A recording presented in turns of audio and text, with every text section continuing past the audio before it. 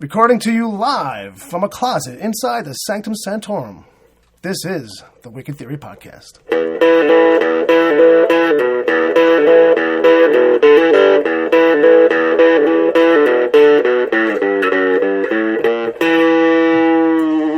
This is the Wicked Theory Podcast. I'm your host. My name is Bill Sweeney. As usual, I haven't changed it yet. With me, as always, I haven't changed the lineup either. It's Dom, Tori. What's going on? And Brother Bob. Hello, hello. Brother Bob's on guitar. He's the what did we title you? The magical musical man? Musical man? But you gotta put musical in there. All right, kids. Ooh, spicy. All right, so that got me. I got thrown for a loop. Now, we got a big show, though, today, kids. We got a lot of stuff talking about. We got stuff planned. We came loaded, prepared, armed. We actually came loaded with things that we're actually planning on doing. Dom's looking up more stuff. He's going to try and figure out how he can jam some more stuff in there. What's your schedule like, Bob? You got like a day and a half to go? I don't know. I only came loaded for bear. I didn't come loaded for anything else. Oh, okay. Because I came loaded for possums. If I'd have known, I would have come ready. It's all right, don't worry for everything. But. No, I'm like kidding. Pressure's on, Bob. What do you got? What'd you bring?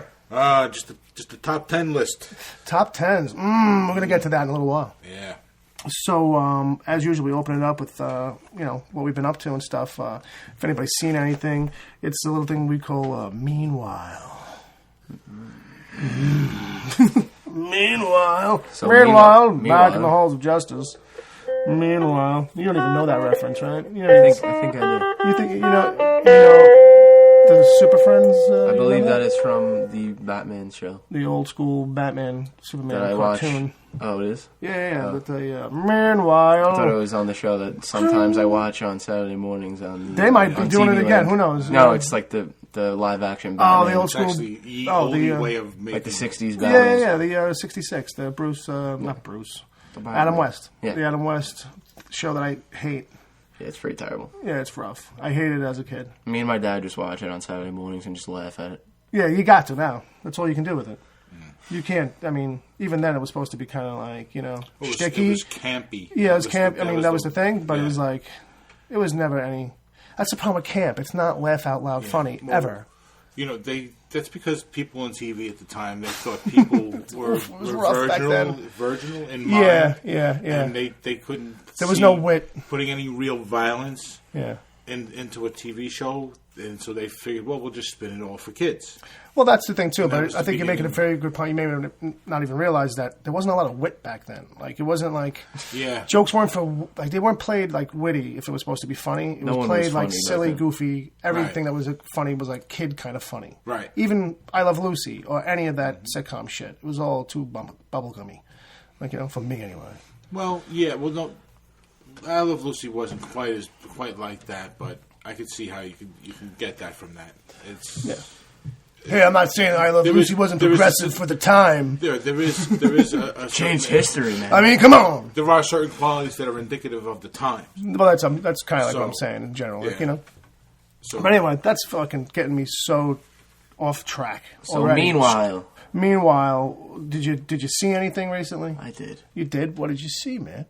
Did you see a movie? I saw a movie. Did it have people in it? It had people, and it was very good. I know, I heard. It was called Straight Outta Compton. Straight Outta Compton! The motherfucking name Ice Cube! I was like, what? My heart jumped out of my chest. Damn. So it was really good, though, right? Like, that's the buzz. I haven't seen it, but that's the... Yeah, it was excellent, man. I mean, I'm sure, like, as you know, obviously, I'm a fan of hip-hop, so I... Say what? I dig the movie, like, even more. I know, I hear you. A person would, but yeah. Even if you're not...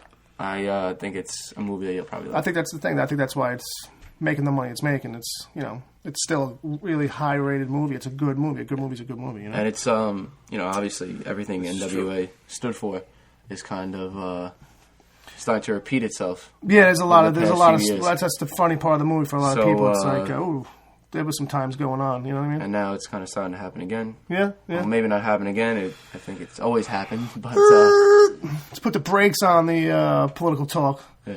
It's not this show. All right? It's rule number 7. Did you get the memo? No, I didn't. I got it. I just didn't read it. Well, I was going to say maybe I didn't even send it. No, I think the facts ended Yeah. prematurely at number 6. It probably ran out. The ribbon ran out. Right. The printer ribbon, probably something. I haven't checked. I think something happened with the connection. Okay, I believe it. Yeah, so But anyway, to end it there, just a great movie. Go check it out. That's it. That's all I need to know. But that's the word. I like And it. supposedly a sequel already. Kind of thing they're talking about. in talks. I don't know if Snoop and Tupac. Yeah, well, not to And really, then- What's it going to be after they've all made money? It's going to be like straight out of Hollywood? Straight out of Riverside. Straight out of talent. That's probably what it'll be. It'll be straight out of fucking retirement. And Well, not to spoil anything, but they're all up in it. the It's two like- guys that have been talked about being in the sequel Right. pop up at the very end of this one that just came out like 2 weeks ago. Right, so there is kind of like a segue point their in the careers story. are just starting. Like they really haven't gotten famous or anything yet. So I guess the way they look at it is that if they were to make a sequel, Yeah. they would use those two guys as like the rising stars, and then use like Dre and the other bunch of guys. See, I feel like you can't call it Straight Outta Compton 2 then, or No, Straight I Outta Compton, agree. here's these guys now, First off- because it's like, if you're going to do like, because what are you talking about? You're talking about, it's like, maybe Snoop and Tupac is how kind of... Neither of is them are what- from Compton either. So. That's what I mean, like, so it's like, it'll just be, in essence, a sequel. You know what I mean? Because it'll be the same creative team and all that shit, but I just see it as like a weird thing. Hey, I thought it was good, so But no, yeah. I'm open to a sequel. There you go. That's what all the kids are saying. Now, I gotta give a kind of shout out. You guys don't know. Bobby probably doesn't even know what the hell I was doing last night, but I was up late, and it's because these guys. I thought it was just the little... I had a fish. There was a fish. Is that what you're trying to? Is that the sound effect you're trying to intimidate? That's exactly the sound effect. Yeah, it's a fish. A fish flopping around the floor. I was catching fish. Yeah, The slippery little fish. It was a slippery little fish. We throw guppies in there, and we just feed them until they get big. Anyway, so I was online with the guys at 7 Days of Geek podcast. So these are some guys that I've been listening to their show for a long time.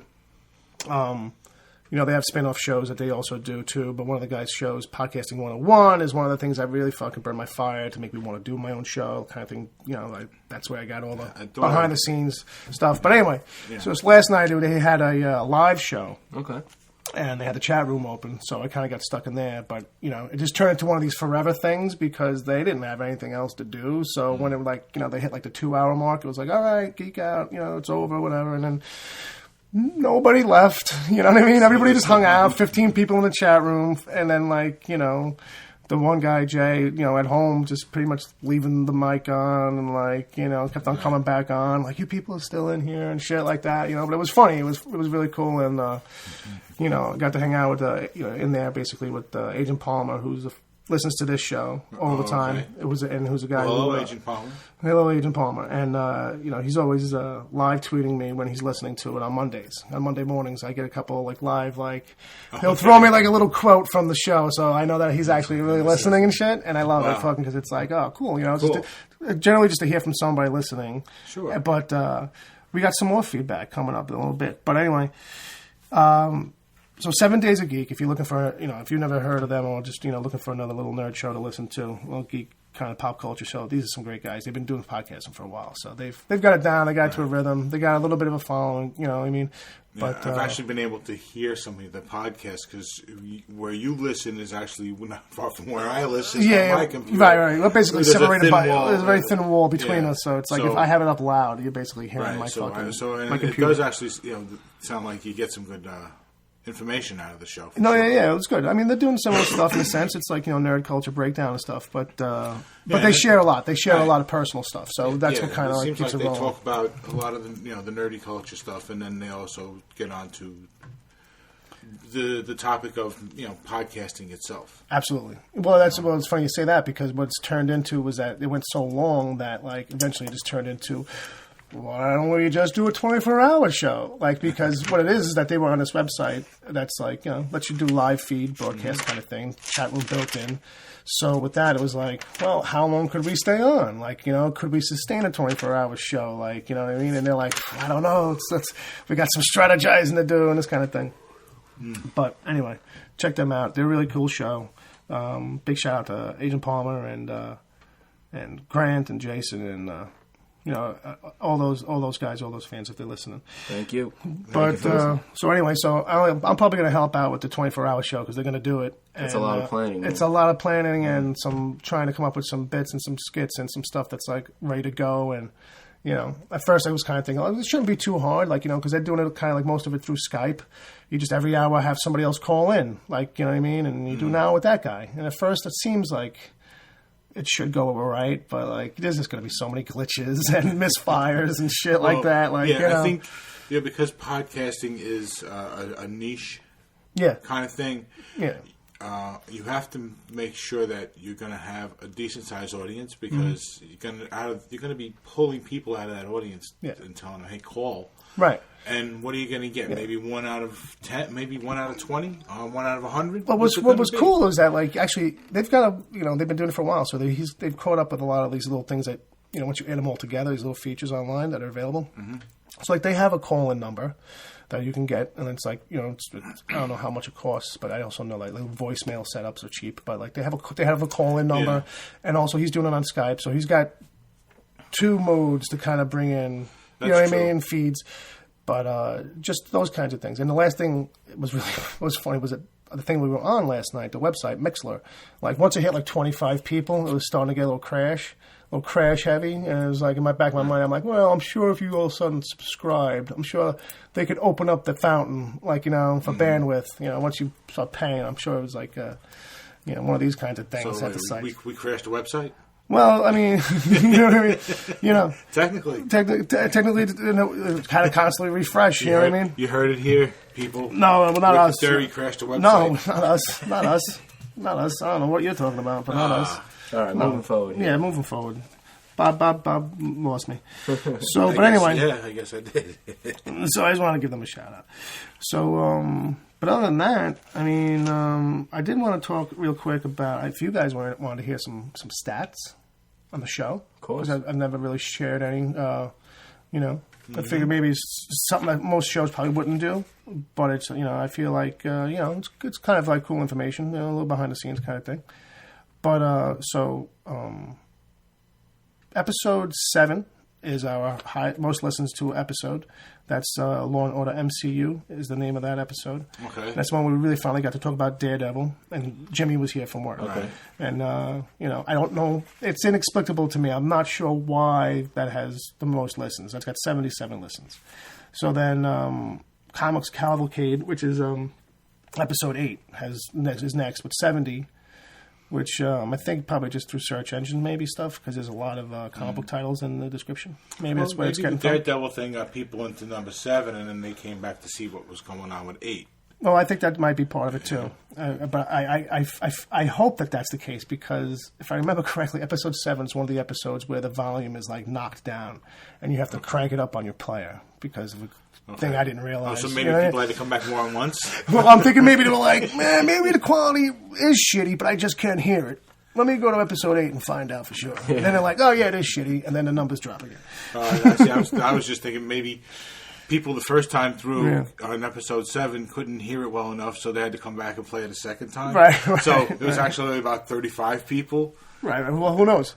Well, you know what I mean? That's the thing with some of these numbers too. It's like, all right, what counts as a listen? Just because someone clicks on it, that counts as a listen.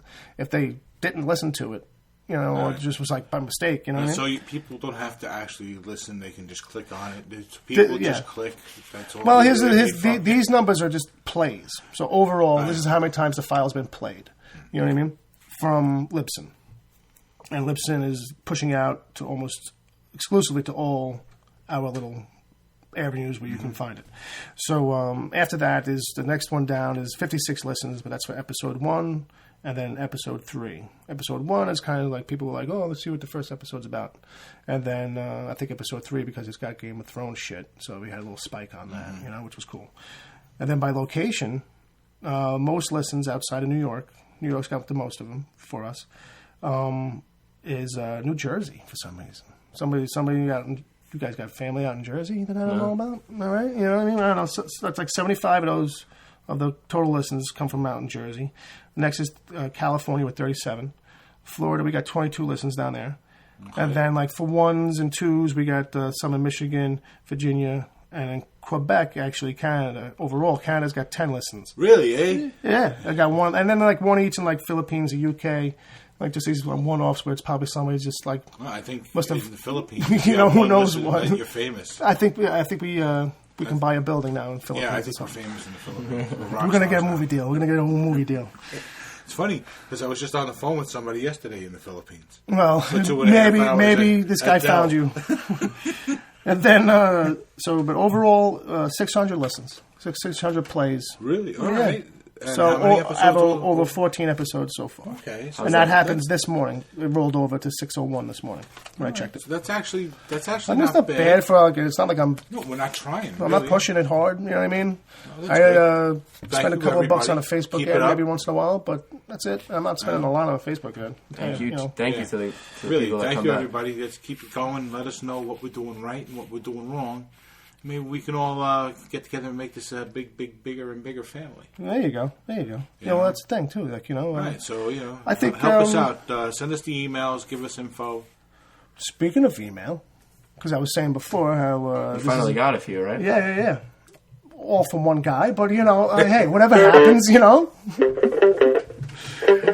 So there's a guy Ed. This guy Ed that I'm a friends with. I'm a friends with. He was straight out of college.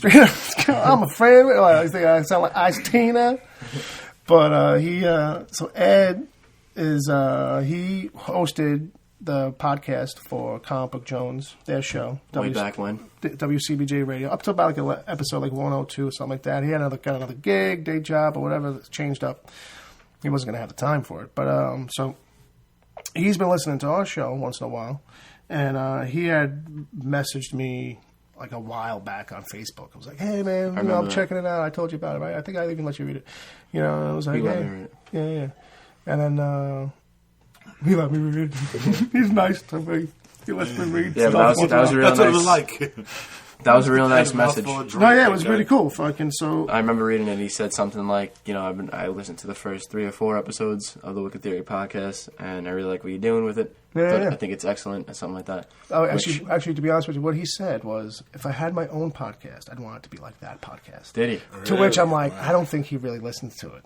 No, but he definitely did. Because he was like, hey, and he's like more Bob. He wanted more Bob because in those first episodes you can barely hear Bob. Right. Okay. We were still working out. Yeah, the audio. Yeah. With those different microphones. With those different mics, So anyway, so Ed, must have heard us. I think he was catching up on a couple episodes, and so he dropped us an email. And then when I opened up the emails today to read on the show, there's like 4 or 5 more from Ed. Oh wow! And it's going to be the Ed show today. The Ed show. It's the Ed show. Mr. Ed show. So Ed O'Hare, by the way. So Ed's first email is, gentlemen. Well, actually, I'm sorry. The subject is you jerk-offs. Hey. Gentlemen, did any of you guys see... Did any of you see The Man from U.N.C.L.E. this past weekend? You didn't, did you? I know you didn't, because I'm pretty sure it was just me and 5 other schmucks at Stadium 16 were the only people on Staten Island who got the pleasure of enjoying director Guy Ritchie's delightful blending of the tone and wit of 1960s Bonds films with the fast-paced, gritty action of contemporary thrillers. It was a great movie, and it bombed at the box office because douchebags like you didn't care. I apologize for the last paragraph. Felt accusatory, but I felt very emotional. I feel very emotional about this subject.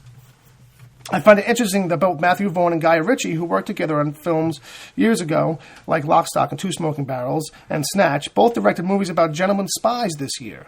Ritchie directed Uncle, and Vaughn directed Kingsman: The Secret Service. These films are very different from each other, but they both are well executed and provide unique takes on the spy genre. It's a crying shame that it looks as though the only one of these films were appreciated by theatergoers. Bill, Dom, and Bob have grown to love your banter and respect your opinions. Your mission, should you choose to accept it, is to watch both of these movies and then discuss them on a future episode. Thanks so much for all the wonderful work so far. You should be proud of yourselves. Not cocky, but proud. That is all. Edward O'Hare, nickname to be determined. And then he's got a little quote that must be in every one of his emails. I'm not reading it because that shit's pretentious, and I hate that. I got a guy at work who does that. So, but anyway, Ed, big thanks for the email, man. Thank you. Wow, that's more than 20 words, which is how I write emails. I don't know. I think we got to take him up and maybe go see The Man from U.N.C.L.E. Yeah, I think you saw Kingsman, though, right? I did see Kingsman. It was great. Yeah, and that's another one of these ones that's on the list. I didn't see it. I'm like, I gotta go see it. I gotta see it. It's written. It's based off a book by one of your favorite writers. I know, it's Mark Miller. It's a Mark Miller thing. You know what I mean? I never read it. You know what I mean? But it's one of his miniseries, which he loves to do. Just give me 6 issues of a fucking thing and then walk away from it. Like, kick up a concept and just do 6-issue run and then walk away from it, do something else. Well, I know that it was actually a very, very popular thing overseas because it was very British. Yeah. Right. Well, a lot of his stuff does well over there because he's supposedly right. It's that whole style, right. which is cool. The movie didn't appeal to me enough to make me go see it. Right. Plus, the fact that it came out in February is usually a sign that it's not going to be a good movie. Yeah, it could be a thing that there's no faith in it at the very least. So sometimes what happens... Deadpool's coming out in February. Yeah, I think what happens sometimes, though, is that one movie will try and come out on a sneak. Around Valentine's Day. Well, on a sneak where it's like, since it's a notorious dead zone for fucking shitty movies, if you're the only best thing that comes out, you can dominate. I can see that kind of you strategy. can dominate. You know what I mean? So something like Deadpool will just eviscerate things for 3 weeks. It's like Compton right now is gonna. It's 2 weeks in a row because there's nothing not to knock the movie, but it's also because it doesn't have any real hard competition. Right. And you know what? That is a movie that Man from U.N.C.L.E. Yeah. Well, there you go. Enough said. Get no back to Deadpool real quick. That is a movie that's going to get people out of their home. Yeah, absolutely. 20-degree weather. To go see a movie. Yeah. So. But back to these two, if I may. Only to say that this is the kind of email in my dreams, folks. These are the kind of emails I want. So you like those? I like emails. You like people to tell you good things about yourself? I like people start off going, "You jerk off," and then tell you good things about yourself. No. You don't have to tell me good things about myself. Just fucking talk nerdy shit, or throw some movie related thing at us. What I mean? Kick us up a conversation. That's what I'm saying. The show's all about. You know what I mean? Just trying to fill some time. How much time we got? Whew. We will definitely. We got a lot of time to go, kids. We will definitely check out Man from U.N.C.L.E. for sure. Yeah. And then I'll get these two bozos to my left and right. To see. I think by the end of this episode, there's going to be a lot of movie assignments. By the way, there will be. That's foreshadowing, folks. Mm-hmm. You may have heard of it. And it's actually one that I want to go see. What? I don't know if I'm going to leave the house to see it, but we'll see. What do you mean? American Ultra. Oh, yeah, American Ultra looks really good right now. I saw a couple trailers. I'm getting buzz on this that it's really going to be awesome. Yeah, it looks like a lot of genuine fun. Came out yesterday. Yeah, absolutely. I think it's going to be one of those. Did it hit ones. this weekend? It actually hit yesterday. Oh, okay. It actually hit yesterday, Friday. All right. Well, like I said earlier, Ed hit us up with the emails, but Ed hit us up with a bunch of emails. So I haven't opened any of these. Well, just one because I wanted to make sure it wasn't all duplicates. So let's see what he's got here. Is the world really ready for another Spawn movie? And I don't think so. Is there talks of another Spawn movie? The thing is with Todd McFarlane, he's always talking about a Spawn movie. Todd McFarlane will tell you that he is constantly working on 2 properties at all times. It is a Spawn movie, and then there's a Sam and Twitch, who are the 2 detectives in the world of Spawn, like a solo project for just them, or just that's his main things. But he's always writing a script. I'm always too busy making toys. I'm always just close to a script on Spawn. I think it's marketing. he's always telling everybody he's working on stuff. So there's always a buzz about him doing something. He actually has a pretty good book out right now. I got to admit. Next question from Matt is: Should Vince Vaughn shave his head? I think no. I think he should shave his head based on the performance he gave in True Detective Season 2. Oh, like he lost a bet, you think, maybe? That's a punishment? Yeah. Yes, Ed, I think you should. When you put it like that, it's... I would say yes, just because when I look at Vince Vaughn, he doesn't do anything for me as an actor or anything. Switch it up. So I like him as an actor. Maybe if he shaved his head, he would start appealing to me more, And not to completely throw him under the bus with the True Detective, I will say there was stuff in there that I liked about him in that, but I just felt like it's what he was working with, too. Yeah. Well, there were a few moments in that show where he kind of surprised me because I don't think I've ever seen him play a serious role. Yeah. So, absolutely. There's that, but all in all, I don't think it was great by him. If Elvis were still alive, what characters could he play in a superhero movie? Elvis Presley, if he was still alive, and he got stunt casted in a movie. This is great. And he was going to play in a superhero movie. Bizarro Superman's father. Bizarro fucking Jor-El? Bizarro Jor-El. That's great. That's great. Oh, I want to draw a picture of that now. Elvis Presley as Bizarro Jor-El. Kids, get to work. Someone send me a picture by Thursday. But, no, thank you very much. Hound dog.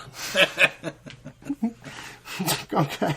If Elvis were what about you, Bill? alive, what character would he play? Because I'm still sitting on I could see him playing... Elvis has no left the building. I don't know about a superhero, but I could see him playing Bluto from Popeye. Because he was all big at the end, right? Well, the question was superhero. Yeah. All right, okay, fair enough. Stick on point. I'm a stickler for that. He could play That's right. the lead. Call me out, bitch. It's good. Good. It's good podcasting. It's good podcasting. He could play the lead in the Captain Lou Albano story. Well, that's okay. He's getting a career out of this. All right, so superhero movie. Who could he play? Do you know Captain Lou Albano? No. From wrestling from back in the days? It's better that you don't. Yeah, nut job. It looked like he didn't bathe and had a beard, and he put rubber bands in his beard. He's a manager. It was one of these things, bro. It was the 80s. You know? It was the 80s. He actually used to... That's all I can say about it, Lou Albano. It was the 80s. The best thing about Hawaiian Lou Albano shirts. is he actually used to come to Staten Island and do the wave and do turtle races. You know who Ron Jeremy is, right? Yes. If I told you who it was Ron Jeremy's brother, you'd be like, oh, okay. Okay. Basically, Yeah. all right, who's your superhero? So who's my for Elvis? superhero for Elvis? Lobo. Lobo. Here you go. Elvis has Lobo, baby. On a big space chopper, baby, riding through the highways of love. That's actually pretty good. What do you got? You got anything? Man, I really can't. It's a tough one. You'd be like Johnny Bravo in space. I'm trying to think, man. Oof. I think I'd dig him as maybe like Trickster or something like that. That would be pretty fucking hilarious. Trickster? Yeah. As a fucking third rate? Yeah. Fucking. All right. That's cool. I can As see like a it. supervillain, the Trickster. They finally run out of people. And DC supervillain. Yeah, they finally run out of people to cast and what villains to use. And it's Yeah. like, okay, Elvis is alive. I got some tricks on my sleeve. I got some tricks, baby. What about the Penguin? There you go. Penguin might be good. Yeah, sure. Well, this is my city. Basically, anybody with dark hair, baby. I'll play anybody with dark hair. All right. His next question. It's a great question, Ed. I love it. Ed, that was really spot on. Yeah, that was actually very People, funny. if you're not learning Got how to more- write emails from Ed right now today, Dom's knocking down the wall. Yeah. We're going to get a letter from the mayor. Bob. Bob. Wait, Bob. Yes, I am the mayor. Thank you. Oh, my God. That's what I was saying. Is that what you implying, Yeah. man, Bob? I'm out of this town. Fuck that shit. No. What else we got from Ed asks a serious question, because this is a decent question. Do you believe NBC's Powerless could actually become a successful sitcom? So this is actually news related. I don't know if you know what this is offhand. You might have saw it, but so Powerless is this Marvel. NBC picked up this property from DC. Okay. That is. I did see this. I just don't know what it's about. They are like powerless, like people that live in the DC universe. This is like their story somehow. So it's like they live. Okay. It's like, you know, I don't know if they work in an insurance company or if it's a bar or what the fucking thing is. It's like a bunch of people who go to work every day and have to deal with shit falling from the sky, building pieces and everything, and you know, the average everyday person's. But it's a sitcom. It's a sitcom. That is good. I do like that. But the concept is great. It's actually a concept in the way that you described it, like drama side. It's a thing that I was going to work with with a friend of mine, like a short story thing. And it was kind of just starting to turn into a comic, and then kind of we pulled back on it a little bit. It just kind of didn't happen. But you know, I should probably actually tag him on this episode because I'm mentioning him. He's on the Twitter. But actually, he wrote us an email, too, in the first episode. Souter. WS Souter. So anyway, point being, though, it sounds kind of, I don't know, it just seems like a weird thing, but I think it would be funny. I think it would be a good sitcom. It's We worth need a a good shot. sitcom. It's worth a shot. You know, I think the whole superhero, like, and I'm being so grounded in the DC universe might be awkward at first. Right. I think it's definitely a product of TV going through a more broad experimental phase with these genres that happen in TV. You know, that happen because things happen in cycles. So in this time around, though, after seeing like the mistakes made with shows like Heroes, I think now we're seeing them say, okay, you know what? we can't bleed this thing dry. Right. And in order to do that, we need to explore other areas of what happens with superheroes. Yeah. Well, here's the other thing, too, for that. This is a great idea. Yeah. I hope it does well. Yeah. I don't know if it will. Right. Exactly. I think the other thing with that is that, sometimes it comes down to, well, since we can't use all the heroes we want to use, what can we do in this world? Right. Like, that's my only problem. So we could have a show that's like references out that shit, but it's not about any of that shit. It's about these characters, which is fine, I guess, to a degree. Right. But what I was going to get at, which kind of kicks back to that, is that like I think this is going to come down to like if you're going to. I worry that I think for that project to be great, it's going to have to kick ass hard. But I feel that we live in a world now too that like we could end up with schmaltz, but because it's genre or because it's certain characters, like it could end up having a longer life than it probably should.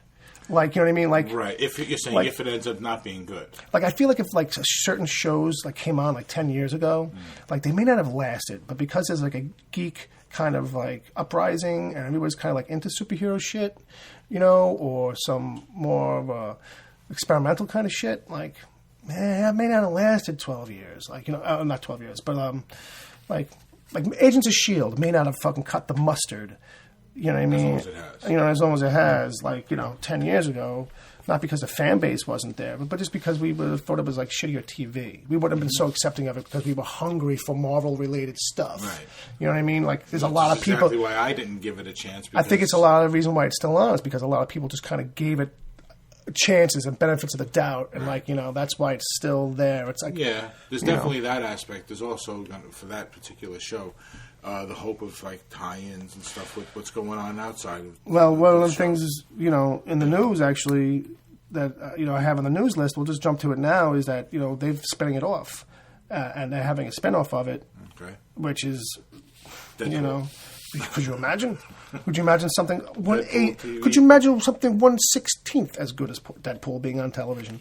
You know what I mean? No, it's never going to fucking happen. But what has happened is that. There was talk that Marvel was going to, and ABC were going to do a spin-off of the S.H.I.E.L.D. show. It's based on Adrienne Palicki, the actress, her character, and this other character have some history. They used to be married, now they're not. It's very fucking Mr. and Mrs. Smith, watered down to its nothing anyway. But so that's what kind of like there was a pitch for a show for them. It didn't make it to pilot. It was just a pitch. Mm-hmm. They passed on it. But now it's been retooled and reconsidered, and it's got a different approach, and it's gotten the green light, and she's going to get her own show in the Marvel. It's going to be called Marvel's Most Wanted. Okay. And really don't know anything else really about the hook of it besides that. Besides that, it's not the original concept that they were going to go with, because obviously that was abysmal, and they're going to do this thing. And it's like, I don't know if... you're gonna have to be amazing with it, because it's like S.H.I.E.L.D. gets by on its name. Like S.H.I.E.L.D., you know what I mean? S.H.I.E.L.D. gets a lot of forgiveness for being what it is. I absolutely agree. Because I'm not a fan, as you know. Yeah, but that's and I don't blame you. I don't blame anybody for not being at the S.H.I.E.L.D. because I watch it. I don't love it. Right, and sometimes I get the impression that you watch it despite the fact that that sometimes it's just that bad. Absolutely. Yeah. I feel like it's finally got a because you potential have to such a loyalty to comic books and the it's that, and it's like I have a thing for hate watching certain shows. I like the fact that I can rip on it when I watch it, and I can tweet about it and really fucking kind of give it a hard time. I kind of thrive on that a little bit, but I see that it has potential, and I'm hoping that like it'll get to a good place. And I think it's got itself lined up where season 3 now, it's. It's so funny. Like, I want to give it a shot, like, right now, verbally, and be like, yeah, I think it's going to do good things, but I can't even spit it out. I can't even come to say it. Like, I think it's going to be good this year. I can't even say it. I couldn't even get it out. I was like, I think maybe, no, yeah. Because then I'm thinking more and more about what's coming up, because I know what's coming up, and I'm like, no, it's going to be Sky running a fucking bubblegum bunch of, like, heroes, and it's just going to not be that great. Fuck. Honestly, special effects from the 80s. Don't forget about that. They've gotten a little better with the special effects. I think they just don't use them as much, and they save the budget. So it's like snowballed. We can spend $30,000 on that 1 second thing. They went from using Nintendo Super NES to generate the graphics to PlayStations. Basically, PlayStation 1s. Yes. PlayStation 1s, for clarification. All right, anyway. So Ed's got one last question, I think, in this email run here. Ed, keep them coming, man. You got good ideas. We'll keep them coming. We like it, Ed. We love it. We'll keep using them. You keep them coming. So to answer his question, generally speaking, I don't know, Jerry, it's too soon to know about Powerless. Yeah, it could be good. It's got potential. Right. Anything at this level. If it comes off schlocky, it's going to flop big time. They've got to nail the attitude and the personality of it, whatever it's going to be right off the bat. Yeah. All right. So before you do that email, I'm sorry, this just popped across my the news desk. Anakin is among the 1,000 most popular baby names in the United States. All right. That is Star Wars Anakin. So it's in. Wait. So what number was it though? I didn't. Because if it's in the 1,000s, that just means like they're too lazy to say 892. It was numbered 957. There you go. And Anakin was the given name of 218 baby boys born in 2014. All right, but that's like number 1,000 almost. It's not. Yeah, I mean, we're like how many? If it was like number 12, meaning 214 boys. 18. Yeah. If it came up as like number 12, which meant like in another 10 years, we're gonna be walking around saying "Hello, Anakin." Well, look how the kids we ever see on the street. Well, look how the article tried to reposition that so that it sounded much more impressive too. It's like, oh, it's in the top 1,000 names. Meanwhile, it's like, no, only 214 people in the United States were born with that name last year, out of how many million? So it's like statistic breakdown stuff. Like, they're flipping it around. So it's like, look, it's Anakin. Everybody loves Anakin. It's like, no, only 214 people. Okay, we're dumb enough to fucking do that. It's actually 218. But 18. Don't forget about those other 4. Because the middle name's going to get you. Yeah, and let's not forget about the fact that there was Yoda. 217 other names, which were more like Sam, George, Steve, Dave. Well, that's what I mean. So it's the median average. So right. It's not. I ain't no good with math. Yeah. Or names. So the last one, back to Ed, back to the emails. Yes. Last one, wrapping this segment up. The Ed mail. E stand for Ed. He says, gentlemen, even though it's a year away, has there already been too much build-up for the next Ghostbusters movie? I don't think so. I haven't really heard too much myself. Me neither. Well, I mean, not outside like of casting and the fact that they're filming, it's like... I think, I think there's a lot of people who are like, fanboys of it, or for whatever reason have some nostalgic attachment to it, and they have issue with it. Like, oh, it's 4 girls, or why go every 4 girls? Because they're like jerk-offs or whatever, I guess. They got an issue. They don't like females or something. I saw this morning Chris Hemsworth finished his filming for that movie. Actually, I saw some pictures coming up because they got Chris Hemsworth as the secretary, which you may not know. Okay, right. So they're doing a gender role, and it's a gender reversal, and they're playing to it also. Right. Like, I don't know if it's going to be over the top, like here's a gender lesson movie, but I think they just were like, okay, if we're going to go all girls, let's have him be the guy. And right. All right. So maybe that's the extent of it. Right. I think it might actually work to their favor because this is something that is a topic that, as far as how what I understand in human nature, this is going to be more of a guy's movie than a girl's movie. Well, I don't really know anything about it. So, did you not see the original Ghostbusters? Yeah. Well, yes, obviously. Okay. Did you know anything about like the reboot? I mean, I know enough that it's following the similar structures and all that stuff. It's still in Manhattan. This Ecto-1 is a car. Okay. People have a hard time because it's not the original Ecto-1, and it's like, nerds just have to fucking nitpick shit. Well, that was made in fucking 1980. What? Like, yeah, you know what I mean? It's like, let's change the vehicle model and stuff. Getting back to what where were you at? I was lost now. Thanks. Sorry, didn't do it on purpose. No. No, because now that they did the whole gender reversal thing, right, it works in their favor in 2 ways. One, it gets women in the seats. Sure. And 2, it gets guys in the seats. Sure. Because guys, but if that's the only thing that ends up working for this movie, right, then it's going to be like Charlie's Angels. Yeah. Oof. Okay. Which somehow got a sequel. Yeah. Well, it's because it's the TNA factor. Well, no, it's got to make money. It's got to make money. Yeah, but it's got to make money. It comes down to make money. They spent what, $30 million on the movie. If it made $50, they made $20 million. You don't even have to make money here to get a sequel. Remember that too nowadays. That's true. You know what I mean? It doesn't even have to make sense to America for it to fucking all of a sudden get a sequel. And you're like, why are they making a sequel to this? It's like, it's because it was a hit overseas for whatever reason. Like Tom Cruise is like, magic over there, or and certain people anyway. I watch a little bit of like European shows. Yeah. So I get some references to movies sometimes that were out, Right. and they were well received over there. To put it that way. Right. And here it was like, Yeah. no, what is this? And so they hear them like, oh yeah, it was like in that movie, and it was like The pop culture references they make about our like, stuff. I got you. That's funny. that movie. You serious? But yeah, it was things about that hit note with them that don't hit note with us. Right. It's a well received movie there, and it's not here. That's funny. So and I think I don't know, for us anyway. I don't know, it's no big deal. I think we're excited to see it because not for nothing, when you look at the cast lineup, it looks like it's probably going to be pretty freaking funny. Yeah, so, I mean, it's Kristen Wiig, and I love Kristen Wiig, man. I can't remember who else is in it right now. I'm pretty sure. I'm an evil jerk-off host. What's her name? Yeah, I know. The chubby bitch. Yeah, I know. From Mike and Molly. Yeah, right? It's funny. She's taking over everything. She was in that spy movie this summer. What's called Spy? Another spy movie? Didn't ask us about that spy movie. McCarthy. No.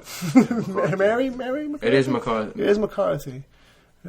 I want to say it's an M name. Yeah, she's always so freaking popular right now, and we can't remember her name. Melissa McCarthy. She killed it. The 2 times that she hosted Saturday Night Live, both times. Those are 2 of my favorite times. Well, she's got a great sense of time, and she's not afraid to get physical. Like right. You know what I mean? So, right. Like other people they won't do that shit. So, funny. She was hilarious in what was it, Bridesmaids? Yeah, Bridesmaids is a great movie. Yeah, Bridesmaids instant classic. Well, yeah, that one scene is outrageous. I don't even think I have to. Oh, when they're shitting themselves. But she's shitting in the show. Oh my god! Oh my god! Hilarious. Oh my They're all god! shitting and throwing up. Yeah. And she runs out in the middle. It turns into a guy movie. It does. You know what I mean? It turns into such a guy movie. It's really like a guy movie that's just with women in it. Played out with women in the roles. So that's really what it is. Absolutely. And that's Melissa McCarthy's role, is to be the cruel. Yeah. She's taking. Guy She's that doing never crazy really would stuff. get anything anyway. Right. All right, so moving on. All right, a little bit of preacher news. Would you call it news? I wouldn't really call it news, but here's the thing: a couple photos popped up, but they're not good photos. Turns out where they were shooting the pilot, there's a church that is now gets rented out as a movie set. That's the people who own it. That's what they do with it. You know what I mean? So they were using it for the pilot, and those people have a Facebook page, and they've put up a couple of pictures from the production on their Facebook page. So in that, you can see the guy who plays Cassidy. You can see the guy who plays Arseface in his makeup. And, they're not the super highest quality. You're going to pull them up about?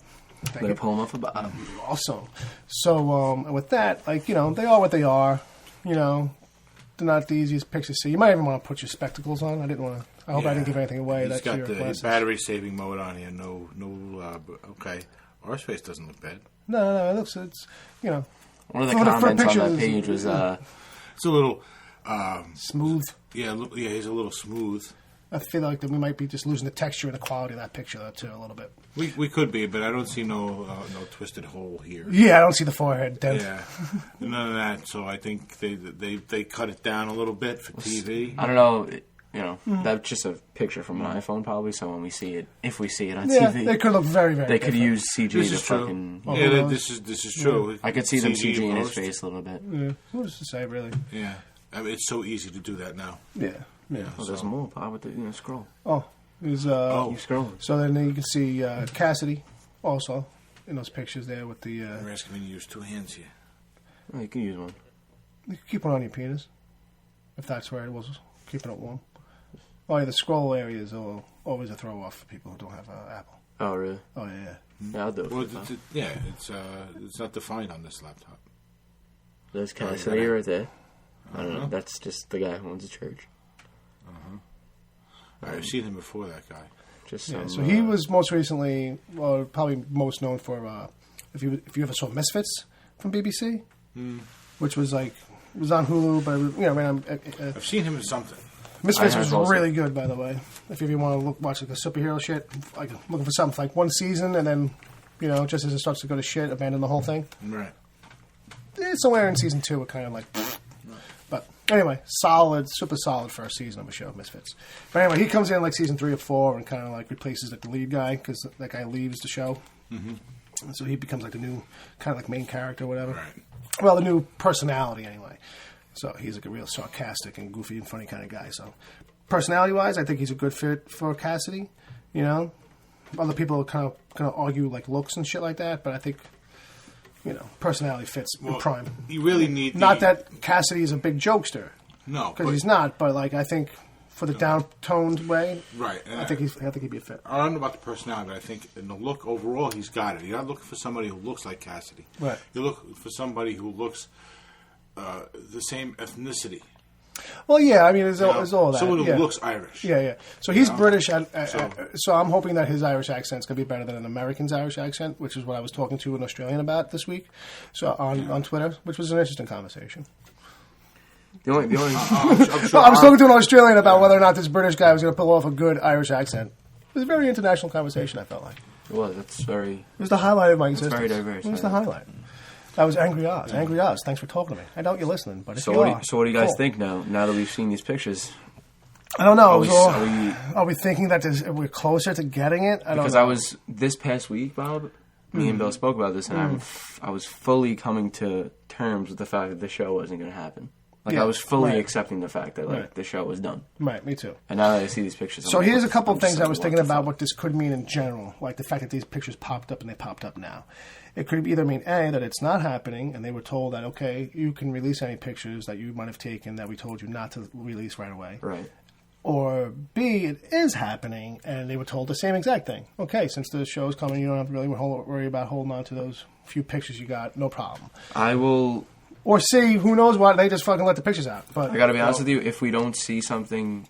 like a logo or a teaser or something like that tomorrow night during the premiere for Fear the Walking Dead. Right. I really don't see the show happening at all. No, I mean it's scheduled for the fall 2015-16 television season. Yeah. And we haven't heard anything, and fall is right around the corner. Yeah. But you're talking about, you got to remember, A, fall doesn't technically start until almost the end of September.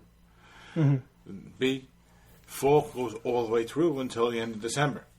Technically, that whole kind of TV, what they consider fall, and that season... TV shows don't do the length of time that they used to do. They used to do 22. Well, certainly not this will. Yeah, this is going to be like a 10-episode thing. Or maybe probably 6. Even a 6 to start, because that's what AMC does. It could come out right before Christmas and still technically be a fall show. Yeah.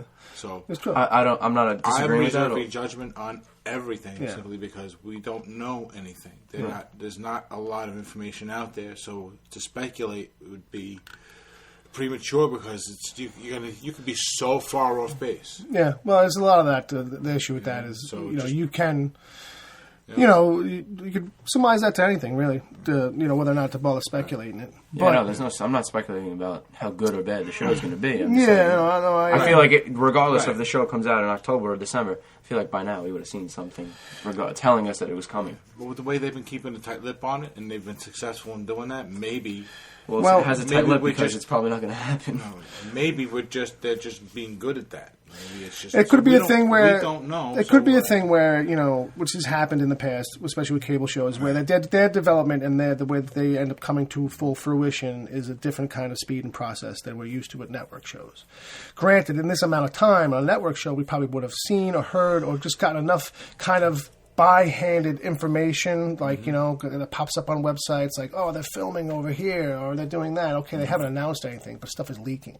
Because it's just this whole silence on this project, it leads to that fear that, okay, maybe it's fucking dead, you know what I mean? Yeah. But I'm just going with the fact that we're told that it hasn't been picked up for series yet. Yeah, so it just hasn't been picked up yet. So my hope with it in that regard is that it's just taking them longer to they haven't completely killed it officially yet at the network level. That kind of maybe these guys are pissed off they're being jerked around, and nothing's set in stone, I don't think. Conversely, I was nervous when I saw that Seth Rogen and Evan Goldberg announced a show with Hulu, another project that they're working on. But it's Hollywood, it's television, guys are always making announcements and things like that. But I was like, does this mean they have free time now? Yeah. So, but anyway, I think a lot of because I brought this up remember earlier I was talking about those guys I was listening to last night, 7 Days a Geek. I brought this up, and they talked about it too. So, you know, and Angry Oz, who turns out to be, you know, this huge monster fan of it, you know, and that's how I got stuck talking to him for like 2 days, basically, about it on Twitter. You know, I mean, that's why I brought it up, because he was on the show, because that's where I know him from. He's on the show sometimes. Right. So he was just like, you know, I don't know, buddy. You know, I can't do a good Australian accent right now. But he was, you know, kind of going on like he just fears that you Americans don't really, you know, don't like your Jesus being questioned, you know. He's like, I feel like that's the whole thing that's going to hold it back, you know. And that's right. That's the main thing we've had in the back of our heads the whole time. That's right. It's Middle America. You know, it's network fears on that shit. It's the same people that are have country music come to the forefront of markets like New York City that are going to dictate just the fear of them. That's the thing. So that's why when I was talking to him on Twitter, I was kind of like, bro, I feel like unless it's, you know, if it doesn't happen, I was telling Dom this too. If it doesn't happen now, it's probably never going to happen because of the climate that we're in. No one else is going to pick it up as a property. If it falls through an AMC and it just flounders and like 4 years goes by and the rights get kicked back, I don't think anybody's going to pick it up. Not for a long time. And then B, I can't remember where I was going to go now. I'm not going to chase it. All right. I did have a second point, but I can't remember. Fuck it. Preach is done. We're done with that. Okay. All right. And then just because we were talking about it a little bit, you know, tomorrow's a big Fear of the Walking Dead premiere. Yes, it is. I'm going to watch it. You want to watch it with me? Brother Bob? Do a little research for the show? Maybe for research for the show. That's what I was going to say. You know, this way next week when me and him are talking about it, because we're going to probably be talking about it. I'll probably have to. You can chime in. Yeah, at the very least, give us your impressions. You know. Right. No, I'm. You know what? I'm not even. It's not. I don't want anyone thinking I'm going to go into it with a negative attitude. I'm just. Oh, okay. I don't. Cool. You know, I've done the zombie thing, so it's not exactly my point. On my radar. You know, I'd like to get that outside, kind of. So you know, we'll see what you think of it. That's the kind of angle I'm thinking of. You know, it's not that I don't like zombies. I just don't go out of my way to see anything with zombies in it. No, bro, it's how I feel about zombies in general, too. If I sat down and watched it, it's a good show. It would suck me in just like any other good show would. Don't get me wrong. On paper, it's the same thing with me. That's why it took me 4 years to jump into the world. It's like me with mobster movies. I don't go out of my way to see mobster movies because I don't like the idea of that stereotype being made a big deal out of. Right. But are there good ones? Yes. Have I watched some good ones? Yeah. Oh, yeah. Sure. Well, I guess that's a decent segue, actually. Into this big list of movies project we've been working on. This is actually going to be the thrust of the next half of the episode. Me, Dom, and Bob, you know, a few episodes back, behind the scenes, we were like, all right, what's some stuff we can do on the show? You know what I mean? And so I was like, well, what if we did top 10 lists of, like, our personal favorite movies of all time kind of a thing? You know, it's a little bit of, you know, and so we went back and forth on, like, what's the criteria, this kind of thing. So it kind of boils down to, more or less, like, we each made a list that's, like, you know, personal favorites, or, you know, or, like, you know, at the very least, it's, like, the movies that we think are the best of all time. But running with a personal favorite kind of fucking slant. So this way, maybe, you know, the audience gets a little feel of who we are, what we're into. Kick it off, Bob. You're going to have Brother Bob hit it off first? You want me to go first? Let's show the world. That's fine, sure. Let's show the world. I was thinking in my head, we need a 3-sided dice or something. So I was like, yeah, it's cool. Whatever, that's fine. All right. I figure we can go counter. Sure, in a circle. All right, so I'm going to go 10-1. My list, in going into this list, I figured I want it to be movies, obviously, that I've seen. Right. At least, if not in entirety, enough to know that the magnitude of. Yeah. It's not just a movie that right. You know, so I know the value of it. You know what I mean? And that's what I was hoping. And I tried to make sure that the majority of it, something in one particular genre of movie. I tried to make sure that it was spread out. So to try to make things as fair as I could in my own head. All right. And I started looking for movies that had some importance. So my first one, number 10, is out there. It's Plan 9 from Outer Space. All right. Okay. Because I have a thing for bad movies. Sure, and that's like the not worst, the bad movies like the Fantastic Four bad movies. Right, I'm talking about movies that are made on a shoestring budget, that know they're going to be bad movies from the moment they're started, And you are totally. They don't. No, I was kidding. I was going to say you were totally explaining a Fantastic Four movie, by the way. Yeah, but they're done from a fun mentality, a love of making movies. Right. And what Ed Wood did with Plan 9 from Outer Space was he sat down and saw a horror movie, and then in his crazy delusional mind, because he was delusional, he realized, he felt like, hey, I can make a movie. Do me a favor, Dom. Pull up IMDb so that we can actually...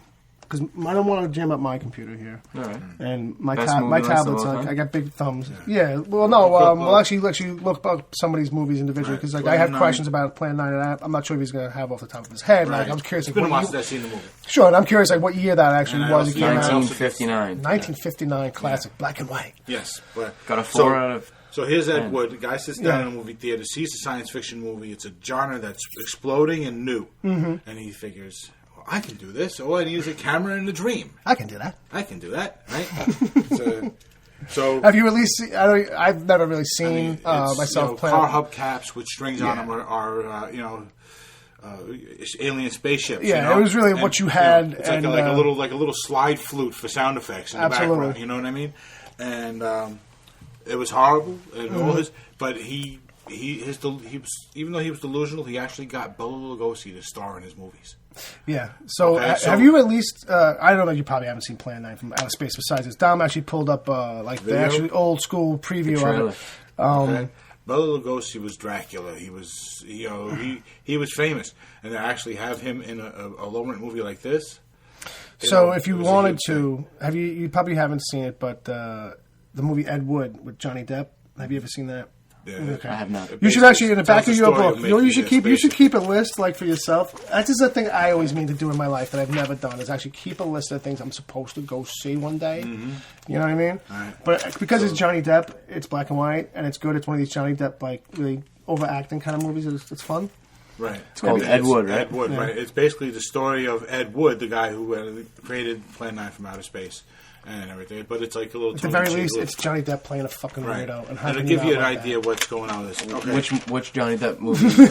All right. Okay, so now, back to the list. Right, sure, back to the list. That was 10. Number 10 is Plan 9 from Outer Space. Okay, solid. What do we got for number 9? Number 9, Nosferatu. Nosferatu. Bobby's digging deep into black and white classics. The original black and white, no sound. The original, very first horror movie, first Dracula movie. It's the first, so it's got to be on the list. Right, sure. Okay, number 8 on my list is Rocky. Rocky, nice. Right. American classic. Yes, and it was the boxing movie that showed that boxing movies could be made well, and this was how to do it. This was the template. It was, if it wasn't for this, we wouldn't have Raging Bull. We wouldn't have what was the one with Jake Gyllenhaal this year. Look up Rocky real quick. You know what I mean? A year on that? Because the studios didn't give it a chance. They threw a couple bucks at it and said, yeah, go ahead, go make it. And 1976. So look up Raging Bull. So I believe this is what I was always told. 1980. Nice. Right. So if without Rocky, we wouldn't have Robert De Niro. No, to a certain extent. To a certain extent. We wouldn't have Jake Gyllenhaal. We wouldn't have Stallone. We wouldn't have Stallone. Yeah, we wouldn't have Stallone. We would definitely not have Stallone. All right. So anyway, so Rocky's number 8 for that reason. Okay. Love it. Number 7. A Fistful of Dollars. A Fistful of Dollars. All right. Nice. Clint Eastwood. Classic spaghetti western. On here for the classic story and the awesome music. Sure. Absolutely. Right? Because it came. That created a whole genre of movie music. Absolutely. All right. Absolutely. One of these kind of things that changed the whole. When a gunfighter walks into a saloon and you hear the double doors, they swing back and forth. What do you think? You think of the music. Right. I probably should do it on the guitar, right? Well, I mean, but anyway, you plugged in. Yeah. Anyway, so Fistful of Dollars. Sure. Right. Number 6. This one didn't break my top 5. Okay. The Matrix. All right. That's fine. Sure. Matrix, baby. Matrix. All right. Bullet time. Yeah, man. All right. And that moment when you see what happens when he takes the pill. That's one of those moments that you don't forget. At least it's one for me. So to me, that movie changed the way modern movies it definitely. The 360-degree camera came with that whole series. That was a little later, but it's one of those things one of those movies that set a tone and changed things, shook things up. Absolutely. So definitely, and without it, we wouldn't have these movies that are planned for 3 at a time now. Sure, to a degree, To a degree, so. Number 5, to stay alive. I know this one is on your list, like the last one was on your list. Unbreakable. Maybe. Okay. Maybe on my list, maybe not. All right. The template. I don't look at your clothes. I don't look at your nakedness. Don't look at mine. I'm flipping my book over. Ultimately, the template for making a superhero movie. Right. Sure, yeah. I can argue. Absolutely. I couldn't argue that, is what I should say. All right. Absolutely.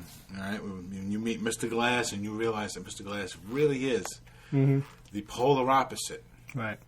Yeah, of Bruce Willis's character, right? David Dunn. David. Then you only then does the whole idea of what's really going on, right, in the movie. Really hits you. What's funny? Cool. I'll break it now, but what's funny for me is that. For Unbreakable was one of these things where when a movie starts up and the very first thing that you see is actually this title card come up and it's text and it's talking about comic books. And it talks about how comic books are read by X amount of people, this, that, the other thing. It's like statistics on comic books, very favorable statistics on comic books. And then from there, it just kind of goes into the movie. And I don't know how many people might have kind of not had their antennas up at that point, but for me, that was instantly, it was like, oh, I know what's going on fucking here. You know what I mean? Right. You know, so it was like watching it, but I can't articulate the whole fucking way that movie fucking hits me. Anyway, back to your list. Back to your time. Back to your time. I recognize your time on the floor, sir. It's right. I'm sure enough that you have that on your list, so you'll be able to talk about that more if you indeed do have it on your list. Yes, sir. All right. Got to have a comedy on my list. Okay, right? sure. And I got to have one of the funniest ones, in my opinion, of all time, Young Frankenstein. Nice. Mel Brooks. Mel Brooks, the master. Him and what was the other guy's name? He was his co-writer, and he was on the Rowan and Martin's Laughing also. But anyway, they wrote Get Smart, Young Frankenstein, I can't remember Part 1. I can't remember the other guy's name. Blazing Saddles, right. Robin Hood in Tights. I mean, there's just so now for you personally, this movie beats all those, though. Right. For you personally, when I thought about all those movies, because I was looking to put at least one comedy on here, and all of them, because they're so good, were in my mind. Right. I said, okay. Which one of these is the real standout? And I started trying to think of things in the movies. And as soon as I started thinking about moments in Young Frankenstein, they were the first ones to come to me. Sure. And second, I started laughing again. Right. Okay. Right. Sure. So, it's it brought you right there, man. That's a sign. I was like, okay, Young Frankenstein's it. So that's in the top 5. Number 4. All right. Number 3. Probably the best of the entire series. The Empire Strikes Back. Right. Sorry for the fans of the most recent 3. I'm not a fan of those. I don't think anybody. The first one shook things up for movies in a big way, and could be on this list on its own. But then I looked at the first 3 movies, and I said, you know what? I said, my personal favorite is actually Jedi, but I think the best one of the 3, and the one that is generally universally believed to be the best of those 3 is Empire, and that's for good reason, because you have so many. It's such a development. Right. In the story. Yeah. There's a lot of really... There's a lot of key moments in the story that happen in that movie. Exactly what I was going to say, yeah. Especially when Luke finds out that Darth Vader is his father. That Darth Vader is his dad. Wait, what? Yeah. Wait. Yeah. Dom hasn't seen it, Bob. I'm sorry. It's 40 years old. Sorry. Fucking Jesus Christ. So, Bruce Willis was dead the whole time, right? All right, so Empire Strikes Back. Number 2. It's the only sequel on my list. Oh. Rocky 2. Rocky 2! Because one Rocky wasn't enough. No, because Rocky 2... it's funny because I'm not a huge boxing movie fan. Right. Well, these are movies. They kind of transcended a little bit. Like, right. You know what I mean? But when I looked at Rocky 2, and there was it wasn't just like Rocky. It did everything that Rocky did, and then it evolved from there as well. They utilized a bunch of different cameras that weren't even created at the time for Rocky 1. They created in Rocky 2. Right. So there's a lot of... lot that like helped out movie making in general. There's a lot of innovation. A lot of innovation. A lot of innovation at that time. All right. Yes. So that's number 2 on my list. That's number 2. So, all right. The Big Kahuna. Now, do you have any? We didn't do any side. No, you didn't have in the end. You plan out rejected anything. all your side because we at one point we were talking about making these lists. We were like, Oh yeah, I was up to 16. Bob was up to like 107. I have 16. Tom has 16. I had 16, but then I lost. But in your list. reformulation, you reformulated rejected. the list. You somehow ended up in Yeah. last. Okay, so So- before you hit your number 1, I was going to have you go over your Yeah, these- honorable mentions. Yeah, none of the honorable mentions are gone. Okay, all right. Gone to the time. All right, so your number one. All right. Drum roll. Because this movie, because it wasn't until the last 5 minutes of the movie Right. that everything comes together and your mind is just like totally fucked. Okay. All right, Well, I so hope I've seen it. It's like the director took his gigantic phallus in your ear and just started going away. Wow. Usual Suspects. Usual Suspects. Very nice, Bob. All right. Very good choice. Absolutely. That's my number 1. I don't think I need to explain that. No. It's a great twist and... I wonder if I have seen it. Yeah, and I can't. I'm not going to talk about it because it's not my turn. But Is man, it my really turn? fucking really good list, Bob. Really fucking, it was really like a Surprise you? Some of a the ones I put on little the bit, list? yeah, a little bit. I mean, Well, it was. I took some intellectual perspective. Well, I'm not fucking patting you on the back. Usual but Suspects. That's Brian Singer movie, right? that's Brian Singer's first big movie. Yeah, Yep. that's his first like studio movie. And probably the best movie he's done. Yeah, and it's got some really good behind the scenes like stuff on it. How like Yeah. by the skin of their teeth things gelled, came together, and all that. Yeah, But I heard about that. before we sidetrack, let's move on to Dominic's list. All You right, ready folks? for this, guys? I am strapped in and ready for 25 of the greatest hockey films ever fucking made. Oh, Hot 7 Shots. of them being Mighty Ducks movies, right? No, And two Hot I Shots. actually hate the majority of hockey movies. no, ever they made, are. to be They're honest most, with you. Slapshot's like the only good. No, I think Slapshot actually sucks. I'm sorry. No, well, I think the only good hocky movie ever made was Slapshot's a good movie. Miracle. Could have been on my list. is The Miracle? Miracle. I don't know if you've ever seen that. Yeah, I've that's, seen Kurt Russell. yeah, that's the one about the Miracle on 1980. Ice.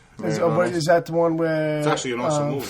I was trying to think. That of is one of my favorite movies of all time, but it actually didn't make the list. And he I should've actually called you. uses the exact same speech that was given, Yeah. that the coach gave to the players right before they went out and beat the Russians. There you go. It's a great movie. I've seen it way too many times. Yeah. Way too many. I have sidetracked you enough. It's all right. And I'm going to put you back on assignment, sir. So I'm everyone, sorry. just keep in mind. Yeah, tell me how about that how I was you put your born list in the together. past Yeah, 20 years. 20 years. All So right. I'm not going back to 1959 like Bob.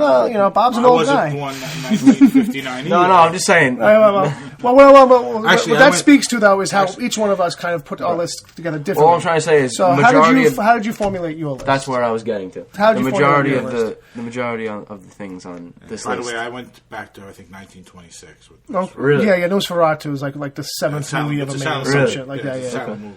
You've probably seen The Vampire, though, in probably, random yeah. things. But I don't think any of these movies really go past like 75-ish, All right. 70. That's So, cool. I like Cannibal Run, too. That's cool.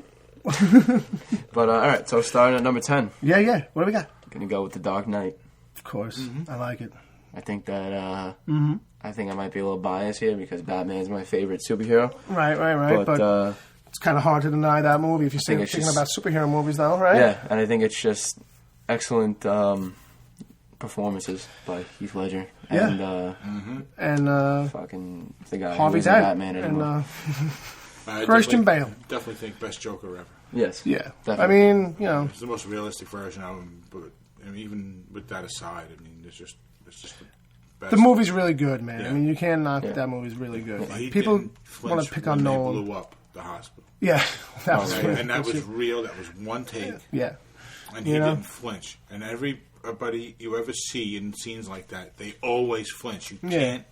Yeah, I mean, it's kind of hard not to, you know. I mean, at the very least, you blink, you do a little head move or something, but he just kept on going. Do one of these, you blink. You know? Yeah, you squeeze, but no. All right. Number 9. Rest in peace, Heath Ledger. Now I'm looking at your list, right? You like that? Yeah, it's like playing cards. Hold it close to your chest. What do you got? Number 9, I got Pulp Fiction. Pulp Fiction. All right, nice. That doesn't need to be explained at all. No, not at all. Number 8, another movie that needs no introduction. Goodfellas. Sure. Right. Absolutely. Good movie. Just, growing up, like, in the city, whatever, just, knowing a bunch of people that act like that. You know what I mean? It sounds like home. It does. It kind of makes you feel It sounds like home. You know? Joe Pesci didn't have to work too hard to find the Absolutely. for that. Number 7. Yeah. I got Rain Man. Rain Man. Sure. That's a good one. Yeah. That's I like Rain Man. That's a good movie, man. It's one of those Tom Cruise movies where it's just like, I'm not a crazy annoyed by him. Like, sometimes it's like a stop changing. He's not trying to be too much. Right. He's playing it nice and even. Yeah. And then number 6, I got Jaws. Jaws, really? Yeah. Don't. The original summer blockbuster. You're not a swimmer, huh? One of those movies that, like every little kid sees. Yeah. It gets you, right? Gets you. Oh, it gets you good, especially if you're a little guy, man. Just ever since I saw it when I was young. Yeah. Just always loved it. And I'm not really one for, like, horror films. Not that that's a horror film. How young do you think you were when you say it? Like, you were a little guy, definitely a little guy? I want to say probably like 6, 7 when I saw it the first time. Give you any issues with going to the beach? Absolutely. That's what I was saying. Like, okay. It was one of those movies that stuck with me because it was kind of scary for me, but I thought it was really cool also. And I think sharks are a pretty interesting animal, so I always liked it. Bob was creepy. He's scary. He's going to try and scare you. He's scaring me, Bob. I told you. Stop! I don't know that. Yeah, that's what I was waiting for. It was the punch. It was the punch on that, That's what I was. Yeah, I'd like to do that, but I don't know it. All right, next week he'll have that. Oh yeah. Okay. Oh, I'll stay up nights. I'll write it down. Cram for it. All right, so Number 5. Saving Private Ryan. Nice, good one. Saving Private Ryan. That opening scene is pretty epic. That's the best war movie I think. Actually. Yeah, I was making a list. Yeah, they had a lot of guys who were really on there making sure that they were getting it right, Well, I remember when it came out, a lot of guys couldn't even handle watching it. Yeah. A lot of those older guys that they had those special screenings for. Sad. Yeah, that is sad. Sad. All right, number 4. This is probably my favorite movie on the list, but I was kind of thinking in terms of like best movie overall. Number 1. But it's best movie overall, when I got to the top. This is probably like my favorite, that I've watched a lot, and I don't know why, it's just one of my favorites. The Departed. Yeah, sure, man. Okay, and number 4. I clocked a lot of time with The Departed, too, man. Clocked a lot of time with The Departed. Yep. All right, number 3. The Patriot. The Patriot. Was that Mel Gibson? Yes, it was. Yeah, man, that's a good movie.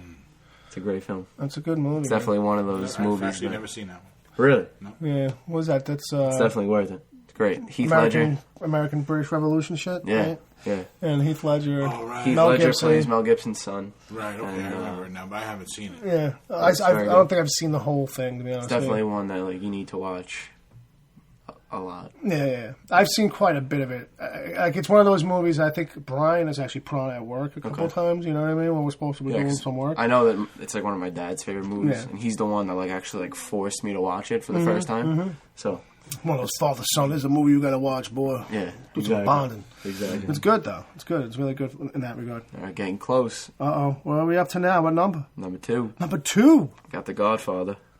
Okay. The Godfather. Nice. Absolutely. Nice. Yeah. It's good stuff right there, kids. It's good stuff. Yep. All right. I actually had my honorable mentions. So before I get to number 1, right. I'll read off the 6 honorable mentions I have. Excuse you. I mean, hey, because I couldn't remember. Oh, I didn't mean like that. I didn't mean like that. Whoa, hey. I'll start at number 6 with these. Saying I'm getting old, I'm forgetting things. Oh. Number 6, I got Silence of the Lambs. Silence of the Lambs, yeah, sure, man. I'd have a hard time squeezing that around, too. Hello, Clarice. Yeah, trying to make that work. I see what you're saying. When you're making these lists, it's like... Yeah. So all of these are, just tough ones. Do with debates. Number 5, I got Forrest Gump.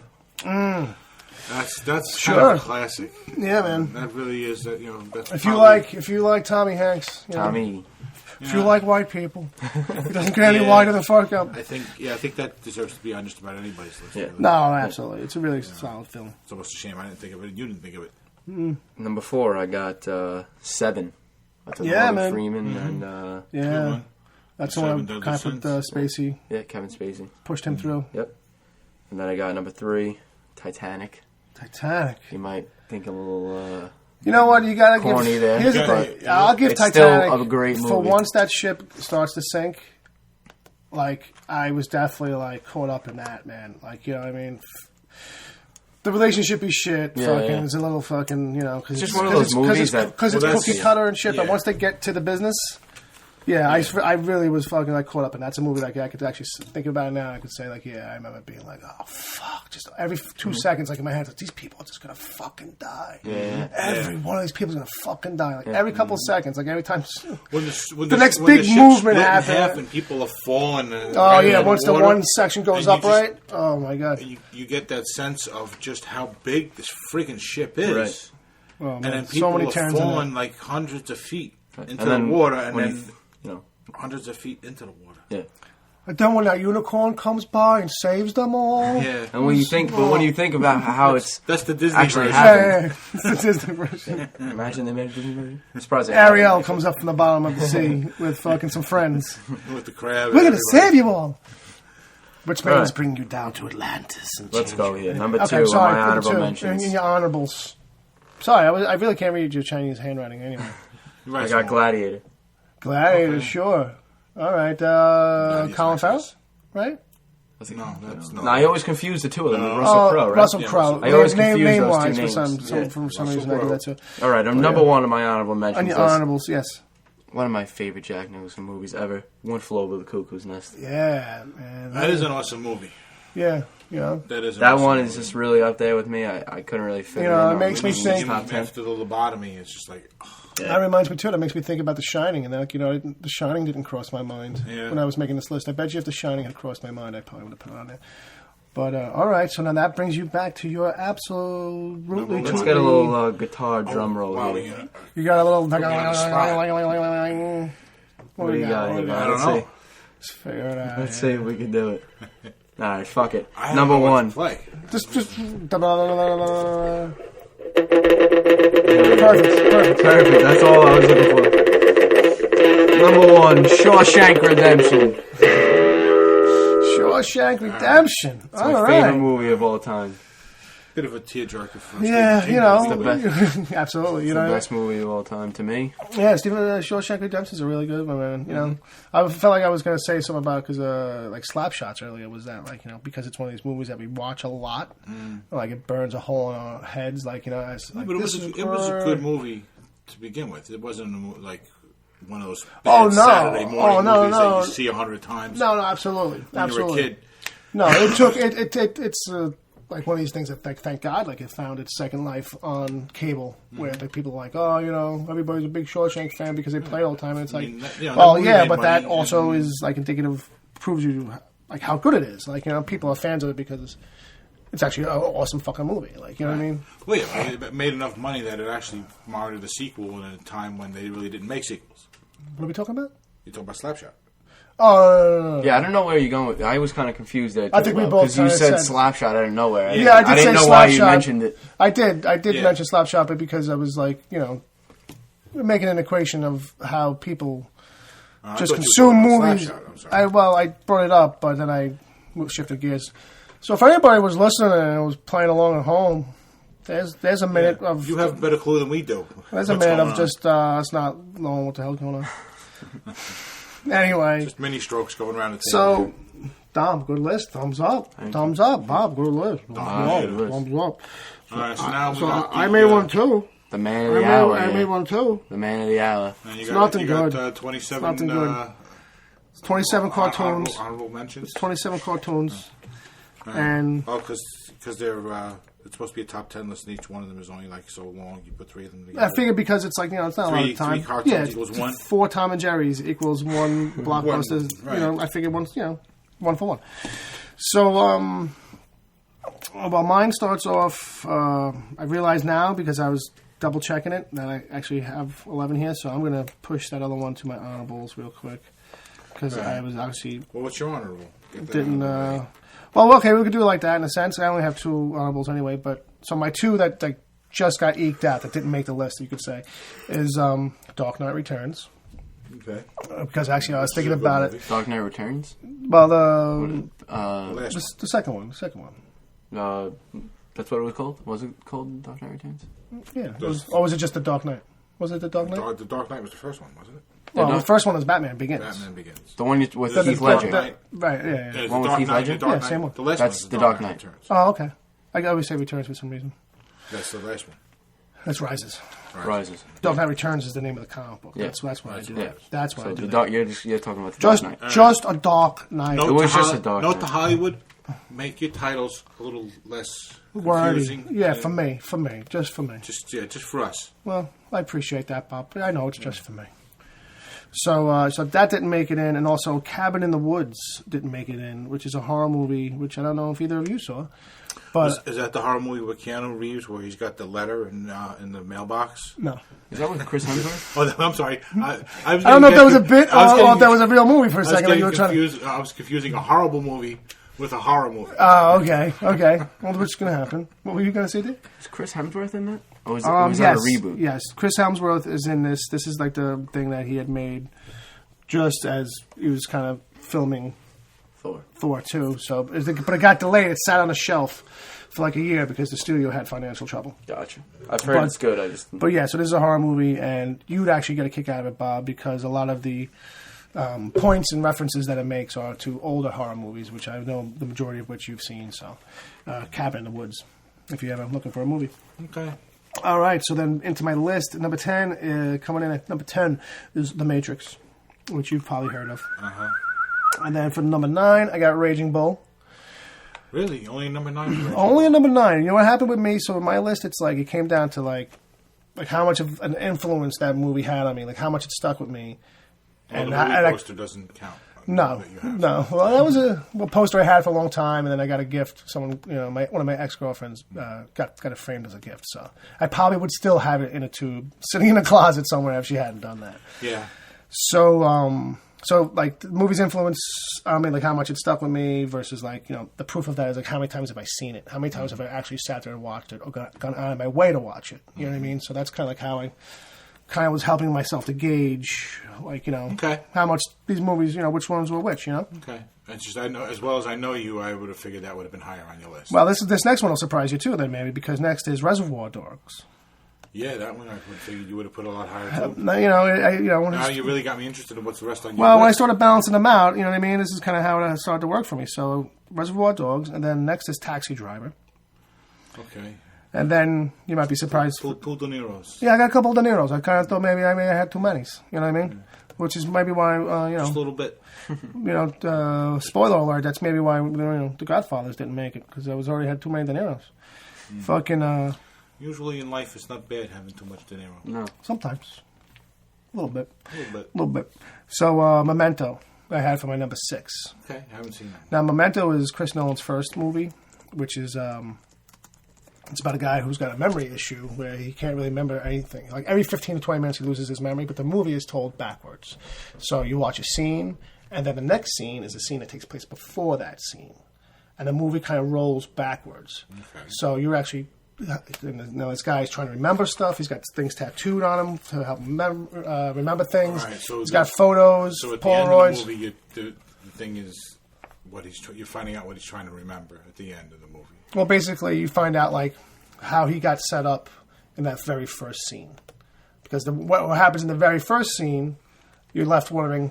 Basically, because of the nature of the story, though, is like, okay, so how did that happen? Right. So now it's scene by scene by scene. It rolls backwards, you know what I mean? And this guy, it's a very unique kind of storytelling element, and that's why it fucking was like a real like game changer storytelling wise. It was like, oh my god, like how do you map that out in your fucking head and keep that straight, like creative wise? And it came from a short story, so that Chris Nolan's brother wrote, and that is also his writing partner these days on like everything. But so it's like I want to find a short story somewhere maybe and see if it does a similar kind of storytelling trick or something in its presentation, like, you know what I mean. But and then the way that the movie kind of resolves that and the story too, where it gets to later on, like, I kind of pieced it together, saw it coming just as it came together. Okay. But it didn't feel. It felt like I figured it out on my own. It wasn't like one of these things where it's like, okay, it's just shown to you and this, that, the other thing. My head was going. Like, I was kind of seeing this, how this was going to all work out, and then it did, and I was like, fucking cool, man. Like, I felt like I achieved something. So that's why Memento is on my list. So then after that, I got. What number? So now I'm up to 5. I got Usual Suspects. Okay. Which is, I tell this story about the movie all the time, that it was the first time I ever stopped, got up, and then immediately rewound the tape and watched it again. And I've never really done that since. But once I got to the end of that movie, and then, it makes its reveal, and I'm like... Wait, my mind was just blown. Now, how did that happen? Well, what's funny, too, like, in a sense, like, I was watching it with some other kids at this house, and they had all fallen asleep during the movie, because the movie's like a slow movie, and then, like, I'm the only one up, and I look around, like, because I'm so, like, in the movie, I got television, I don't realize everybody else is falling asleep, but I'm the only one sitting up, like, what the fuck, and I'm like, oh my god, that fucking ending, right? And like 7 kids, like, we're all like, however old we were. And I'm like, oh, fuck it. I got up and it was like the sun was probably coming up already. I didn't give a shit. I fucking was like, that was fucking amazing. And I pushed it back in the machine, rewound it. That tells you what year this was. And then just sat there and watched it again. Like, it was fucking amazing. So, yeah, there's that one. So now that puts me to number 4. Unbreakable. Really higher than Usual Suspects. Higher than Usual Suspects because it's because of its like impression on me, right? Its influence on me. Yeah. That movie like resonated with me, and like the tone and all this kinds of things, like just like if it showed you how like a superhero could movie be made, right? Like it was like an epiphany for me. Like it was like there was hope in the world. Like, you know what I mean? But what I loved about it was like, remember I was telling you earlier, like he put us up the thing at the very beginning that talks about comics. I liked that. I don't know why he had to put that there, but I wish that he didn't. Like, you know what I mean? Like when it comes down to it, I wish that movie had been presented with less of that first handout or tease of this is actually going to be a movie about comic books. Let people find out. I would have rather have it go like this and just smooth in. I bet you that's a thing that came from the studio. It might be actually in his original script. Who's to say? Because he's odd. Yeah. But I got a feeling that But anyway, Unbreakable. Yes, obviously, like one of my favorites of all time. So then number 3, it's Goodfellas. That movie that we all, I think we all had it on our list, right? No, you didn't. Okay. That's right. You're not a big thing with the monster stuff. Right. But, so then for me, number 2, I've got Fight Club. Okay. Yeah, you were big on this when it came out. You're still kind of like into that whole universe. Yeah, well, Tyler Durden. There you go. It's just all that fucking anti-establishment, kind of anti-capitalism, but just the greasiness of it. It wasn't so much that like that's like my mindset and shit like that all the time, or it's like aligns with my political anarchist views. But there is a big anarchist streak in me a little bit, where it's like I say give that shit a shot, but I have no. Let's give it a whirl. Well, we've tried everything else. But, it really, obviously stuck with me. It spoke to me at that time. It's a very typical fucking guy thing. My whole list, I was realizing, was very dude. It's a very dude list. You know what I mean? It's Dark Knight, Matrix, Raging Bull, Reservoir Dogs, Taxi Driver, Memento, Usual Suspects, Unbreakable, Goodfellas, Fight Club. You know what I mean? Right. And then, so my number 1 is Pulp Fiction. Little Pony. Is My Little Pony, the Pulp Fiction edition. Wow, I'd love remix. To see that. That actually sounds good. I'd love to see some Tarantino edition. I'd love to see some Samuel L. Jackson voiced over a My Little Pony cartoon. But yeah, that's my list. There's too many steaks on this motherfucking land. That one too. That one too. I guess would work. But yeah, Pulp Fiction, man, and more than Reservoir Dogs, because like Reservoir Dogs, as much as like I can't tell you which one I've seen more. But with Pulp Fiction, like, It just resonated with me on a different level, in a different way. They're sitting down and they're having coffee and they're discussing like a virgin. Yeah, well, in Reservoir Dogs, yeah. That's right. That's Reservoir Dogs. That's the first scene. But even still, it's always that stuff with Quentin. It's always the talk over food, because there's a whole restaurant stuff in Pulp Fiction too. Because I'm picturing them doing it in Pulp Fiction. I'm like, no. So in Pulp Fiction, his personality goes a long way. Right. It's like, because the one guy, he don't eat pork. I think the big conversation that's another one of Reservoir Dogs. I don't want to be Mr. Pink. Yeah, that's the whole thing from Reservoir Dogs. But that goes to show you. I mean, they both have that kind of thing going on. There's such memorable dialogue from one. I mean, it's the whole Pulp Fiction's got the whole Ezekiel. I am the Lord. Right. With the gunshots. Yeah, and you just reminded me of one of my honorable mentions, which I should have. I forgot. Oh no, time's up. No, what do you got? No, I should have mentioned Clerks. Clerks, yeah, sure. There's a movie that should have been in my mentions too, probably. The first one is it's a brilliant exercise in how you can make a movie for $25,000. If that, I don't even know. So, yeah, that's it. That's our list. Now, we were thinking that, trying to hone in on what we would probably agree is the best 10 movies of all time. Out of those 3 lists, right? Yeah, but we might save that for another episode. Now, what was the thing I made a note about from Agent Palmer?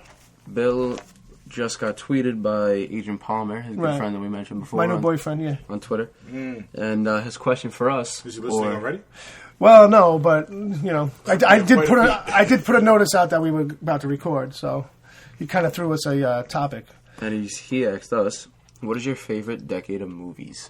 And I figured that would be a decent way to wrap. That's kind of like a good way to maybe wrap up this thing. One last question. About a 10-year age difference between you and I, right? Dom is obviously younger than us, so that would be good. So I mean, I think it's a little bit hard for me to answer, because I feel like. Well, we know it's not. If I was to look over my own list. It's kind of just spread across. You know what I mean? So to pick one era, but if you're going to pick like the aesthetics of one era kind of thing. I'm thinking of when I think of the 80s, movies in the 80s, I think of bad hair. Yeah. Bad clothes. Yeah. I feel like lots of lace, lots of mullets. Lots of... a lot of power punching the air and stuff like that. So and Breakfast Club. God, there was a lot. I still love that movie. It's good, but that's actually a good movie. Yeah, actually, that should have made my honorable mention. I'm sorry. It's one of these things, bro. The more you think about you don't think about movies from that director as being movies that are going to be like. To be honest with you, too, I'm just thinking about 80s stuff in general. Ferris Bueller probably should have been on my list, because Ferris Bueller was a movie for me that I was like. It's still a cult classic, but I personally dug it. Be on your list because that's a cult classic movie. Well, I mean, we're talking about what I associated with. So for me, maybe not Lebowski. Like if you had to give me a bonus slot, I say right now I'll put Ferris Bueller in there. You might say Lebowski. Or somebody else might say. I would actually agree with Ferris Bueller. You know what I mean? Too. I've never actually seen the Lebowski. We agree. Ferris Bueller's the best movie ever made. That's that. Yeah. That's my trump, by the way. But no, I was only starting with Bob. Oh, so the question. So you have to answer the question. So the question was this is what we're going with here. You have to answer. Decade, 10-year span, kind of like you must 90s, answer the 80s. question. Okay. So starting with Bob. Some kind of personal favorite. What would you say? Well, the further we go in making movies, the better the movies you end up getting, because you can take a look at what happened in it previously and improve on it. Mm-hmm. And that goes with anything. Sure. And when you look at movies, like you look at my list, you look at Nosferatu, today it looks like garbage. Mm-hmm. But it was, recorded on a tin can. Mm-hmm. Well, yeah, that's what they had. With a rock for a needle. I mean, you know what I mean? Yeah. So, and acting, what was acting then? They didn't know TV acting. They were figuring out as they went. Yeah. And then when I look at the eras that I've been involved in, that I've lived in the 70s, there was good movies in the 70s. There's good movies in the 80s. There's good movies in the 90s. Good movies in the aughts. I think. In the aughts. In the aughts. If you look at that 10-year span, though, I gotta say, I guess. The 90s were definitely a lot better than the 80s. If you would ask me the worst era, I would say the 80s. because I mean there was just so much bad stuff going on. That's an easier probably question. It's a cookie cutter thing that goes on in the 80s. So I could answer that in a heartbeat. I want to say 90s. All right. But, yeah, that's just a gut feeling though. That's not based on anything except just me feeling like in the 90s. We were going around. Bill? Oh, we're going around this way this time? Yeah. We're going counterclockwise? Yeah. I think I might actually have to agree with you, Bob. Because you know what? As soon as you said, once you finally landed on the 90s, I saw, like, the 90s in my head. Mm-hmm. And it was denim. Like, for some reason. Like, I know I should be thinking grunge, but for some reason I don't. I remember, like, the 90s, like, the late 80s. That kind of phased into the 90s, like that shit, like early 90s. I mean, I'd say 90s, but if I really had to grind it down, I'd say like the early 90s fucking shit, because a lot of that crap, like I think there's a lot of crap movies like that just like were supposed to be something, but they ended up being like, man, not that great. Like I think it's well, yeah, I mean, probably an era of duds. I'm thinking. Yeah, I mean, every era has its duds. I mean, you look at like I think the last action hero was in the 90s, and that was an atrocious movie. Yeah, you know, but. It'd be what it be. But you just kind of got to pick it based on like overall feel. Sure. So I got a question here. Well, do you want to start your question before you answer the previous one? Well, the answer to my question will help me with my answer to Agent Palmer's question. Gotcha. So, in this game we're playing here, does the 2000s and the 2010s fall into the same era or no? I would say every 10. We're looking at 10 years. Oh, it was the decade, right? Was the question? Decade, okay. Right. So that's I forgot that it was a decade, right? Okay. All right. So I'm gonna have to go with 2000s. All right. Yeah. Only because of what Bob, just like when Bob said the 90s, something flash in your eyes. When he said, as we move forward, movies get usually better. Right. So I'm just thinking too, like just a lot of action movies and stuff like that did get better. Right. In the 2000s. Right. Yeah. And I have a feeling that if we were to jump forward like 10 years and do the same question, right? We would say the teens because of all these new action movies. What was the question? What was the question? What was your favorite movie? My favorite. How did I end up on the worst? For some reason, did you no one catch that? I was talking about denim as if it was a good thing then. Yeah. Yeah. Fuck that. Today. No. 2010s? Yeah. It's 2010s. Okay. Yeah. I was totally off. That's an era that actually isn't finished yet. Well, that's true. So I'll roll it back. That's why I'm not going with the 2010s. That's why I'm going with the thousands. I got you. All right. I got you. That's fair enough. I figured the 90s because it's... In the 80s, they made a lot of mistakes based on greed. They cut movies down based on, okay, we got to try and get as many cycles in the theater as possible every day for a movie. Absolutely. So they hurt themselves. Right. The 90s, though, they corrected a lot of that, and that's where that kind of led us into where we're at today with the superheroes. Okay, I can follow that a little bit. Yeah, I think so. So I think, but like I said, it's really just based on feel. Yeah, well, that's what I'm kind of thinking too. I want to say something real current only because it's like, it is the superhero stuff to a degree, but it's like, I think at the least it's like like we're getting like a lot of fucking remakes and reboots and stuff like that, but I feel like the way the movies are made now, they don't feel like as clunky and as obvious with the special effects and that kind of thing. Like for a long time, they just couldn't make it work. Almost like you could watch the Star Wars when it came out, and it felt like a bunch of models and stuff like that, and toys sometimes just shot on a good camera. You know what I mean? Like, let me just qualify that because when you're watching the movie for the first time. In the age the movie's made, it looks awesome. No, don't get me wrong, too. I get that, too. But you don't really see it for what it is. But when you go back and watch something... There definitely is that.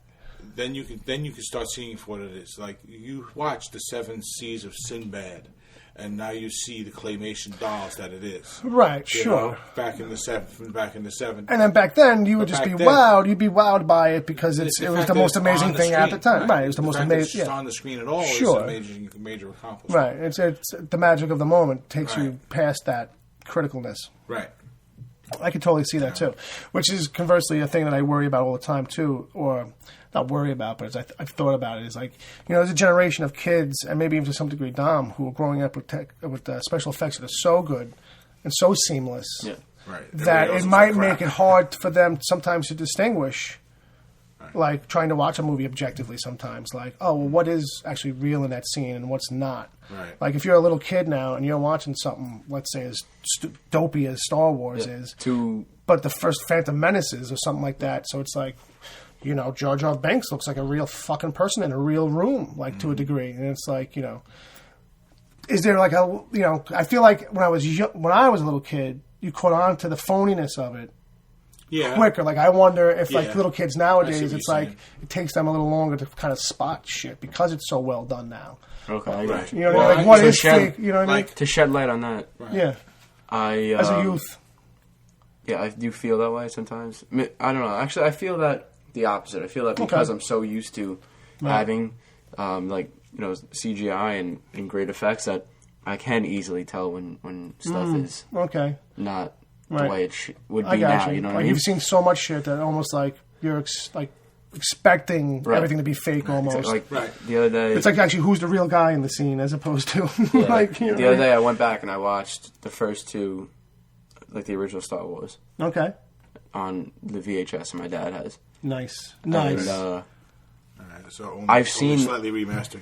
Yeah, last time I saw them, I was real young, so I was telling you guys that I wanted to rewatch them before the new one comes out because so I could really get like the real in that headspace kind of thing. And I just really like I couldn't really pay attention, man. Yeah. I really was not digging it at all. I know people are probably going to listen to this and be like, "What are you be like, why are you on a geek pop culture fucking podcast?" But I gotta be honest with you, man. Sometimes there's a disconnect because of the way the movies are made in a time period where it's like it is actually hard to kind of sit through some 70s movies now because of the pacing and the way the stories. Pacing is very different. Sometimes things are just really slow going and it doesn't really feel like it should be. Or sometimes scenes, it's like, what was I supposed to get out of that scene? Yeah. We're almost too used to things being handed to us sometimes too, where you might actually watch a movie like Star Wars and then no, there's a very different way of like revealing things to the viewer in older movies than versus today. Absolutely, yeah, I mean, you watch an older movie, like a key item might be in the background. Right. And you're supposed to kind of spot that. Maybe you recognize don't. it for exactly what it is. Maybe you don't. Right. But then when it's revealed later on, you're like, oh, okay. Right. Well, here's the thing with that kind of stuff, too, is back then they'd be more fine with it being in the background because it'd be like, well, then people on repeat viewings will notice it. Like, you know what I mean? Or they'll be looking for it. Now, where was that thing? Because I don't think that was here. And I was like, oh, shit, it was there the whole time. Right. Whereas with nowadays, it's like, no, we need a separate shot of that book on that table by the window so that the audience knows, you know what I mean? It's like it's so micromanaged in a little bit of ways. Like, you know what I mean? It's like they do steal some thunder nowadays. Yeah. It's just weird how, like... You're not building up that imaginary, that relationship with the story that is more like you would get with reading than... Right, where like you should be assembling... Like, you're being pulled through the story. Right. You're not going along with the story. Right, exactly. You know what I mean? There's you're not assembling... Right, you're not assembling anything in your own head. And that's like the key to actually what really good movies are to a degree. Like there should be some audience participation going on. If it's a candy, if it's a ride, then like, you know, okay, because it's that kind of movie, it's an action movie or whatever. But a little bit of the fill in the blanks is nice, even if they're not getting it all right, because it builds. They're vested in it. I think it's just the best way to say it. That they become vested in the story. Right. So then, even when they're wrong, the reveal comes and they're like, "Oh, okay, awesome," you know, because now they got the reveal and they've been built into it, regardless of the fact that they got it right or wrong. Mm-hmm. Absolutely. Yeah, they've come for the ride. They want that reveal. Yeah. I want to know. I got to know. If it's being pulled through the story and now the reveal comes, it's got to be big because you want to get that same kind of sensation out of people. But Now you're forcing it. It's more of an excitement thing. But here's the other thing too. Like when you're taking that ride, subconsciously, it's like you know the reveal is coming. Actually, like you have this mental time frame in your head. You do. I do. A lot of people who most people do. It's because movies are completely forming like that. I've actually watched a video and it was about if you go to every 60-minute spot in every movie, there's a big turn nowadays. That's just how they're all structured. But what I was going to get at is that like. If you don't lose yourself in the story, you start to feel those turns coming. You know what I mean? Mm-hmm. If you're not kind of like lost in it. You know what I mean? Yeah. Because sometimes you're like, oh, okay, pretty soon someone's going to come in and shift gears here. And it's like, oh, okay, boom, okay, yeah, hey, something comes. So, but anyway, I want to get back to Dom real quick before we wrap up. Yeah, because we were getting off. Talking about Star Wars. Yeah. And so you've watched the first two? You haven't hit the third yet? No, I haven't. Well, like I said before, I saw like I was going to say earlier, like it's weird the difference between when I watched all of them when I was a young kid and the newer trilogy was coming out. Right. How much I loved those original movies and how much I thought they were awesome. And now watching them when I'm much older, and kind of have more of like a the Luke stuff you're talking about, the Luke era. Yeah, okay, with Harrison Ford. I just want to make sure. Yeah, like just. Yeah. The film, it's age. Age has put it on you where it's like, that's the hard thing for me sometimes too. It's like, okay, these are cool. I see why they were cool at the time, but I don't know how much it's holding up, or maybe just holding up for me. Yeah. Like, you know what I mean? Like, and plus too, it's like, you know, those movies when they're picked apart, like, you know, are not actually the best movies. Like, you know what I mean? Not. You know what I mean? The second one is the best. The first three especially, you know, the Phantom Menace era. But I mean, the Star Wars. The calamari. I mean, Mon Calamari. That's the calamari. Well, that's the thing. Like, the more you find out, the more it makes sense. But yeah, you know, so that's why the second one is actually better. Like the first one, George Lucas actually wrote that, so it's not that great of a story. No, which one? Like, no. Like, so because I'm not like a huge Star Wars fan, I kind of get confused sometimes. So I'm going to talk about one. Like, the first one is A New Hope. A New Hope. First one where you meet. Right. Because I know some people refer to the first one. I realized I was just doing it just now. Because some people refer to the first one as Phantom Menace. Phantom Menace. You know what? And I realized I was just doing that too. Good point, because I was just actually doing that. And now I realized I actually said first one, and then I said first one again. Yeah. And I expected that to kind of like, you know, be obvious somehow. Good point. So, my point being that the reason I kind of brought it back around. Trilogy. I kind of lost that track at that point, but my bigger point was that, like, since you haven't watched the third one yet, let's wrap up this week. But when you do watch that third one, we'll kind of get back into this a little bit about Star Wars, because we'll be closer to Star Wars and shit anyway, and maybe I don't know, have some reason. I think what I'm going to do is I need to get a hold of the second trilogy on DVD. Right. Okay. Somehow, so I'm going to watch those three first. Right. I'm going to go back. Watch those three. Okay. Yeah. Because I really, like I said before, I really wasn't paying attention that much. I kind of was like, take some notes when you watch that. Yeah. Well, at least that, especially that first one. Yeah, it's the first one's rough. If it wasn't for the shit with the kid, like, you know what I mean? Not that the shit with the kid is good, but I mean, it's just tariffs and trade embargoes, and it's the first one. Yeah, it's just the new. I did it again. Of the Phantom Menace. Phantom Menace. Yeah. Because we're gonna have to use that as a reference. Yeah. It's gonna have to be Phantom Menace, the Phantom Menace trilogy, and the Luke Skywalker trilogy, or just some name that is Anakin trilogy. Anakin trilogy, and then the Luke trilogy. All right. Okay. That's the. I think that's what we're gonna have to. Like, because otherwise we're gonna keep doing that. Yeah.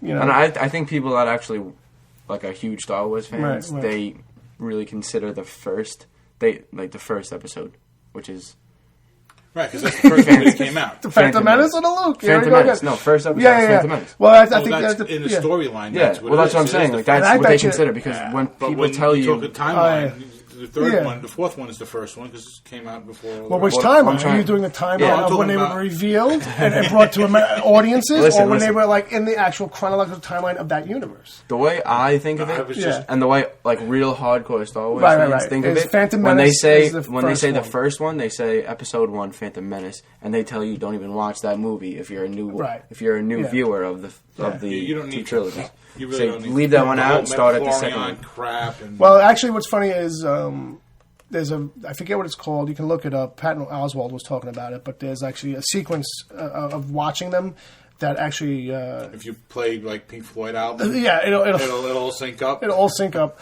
But if there's a sequence of playing them where they don't feel as awkward, and that kind of actually makes a little more sense, because you go back eventually at some point to Phantom Menace. So it's like you meet Darth Vader, and then you go see what he is like a kid, and then you come back. Like, you know what I mean? It's like this weird run of... so, like, if you go, you watch... It's like the mashed potato sequence or some shit like that. 1, and then... 4, and then 1, and then go back to 5. You know, we'll go back... Let's see, 4, 1, 2, 3, 5, 6. Yeah, we're trying to find... Or 1, 2... I'm sorry, 4, 5... Star Wars 1, 2, 3, 6. Is this it? No. Go back. Star Wars, I want to go that one. You know, what you're saying, though, does kind of make sense because it was the way that they were written. So if you watch... Yeah, you know actually, I mean? If you played that video interview right there, actually, it might be on this here. Yeah, he's talking about it on some talk show. So he says you begin first by watching the original Star Wars, which is A New Hope, I assume, and then following that up with Episode 5, The Empire Strikes Back. Now, instead of proceeding to Return of the Jedi, you reverse back to the prequels, but not to Episode 1, The Phantom Menace. It doesn't exist in the scheme, so ignore it.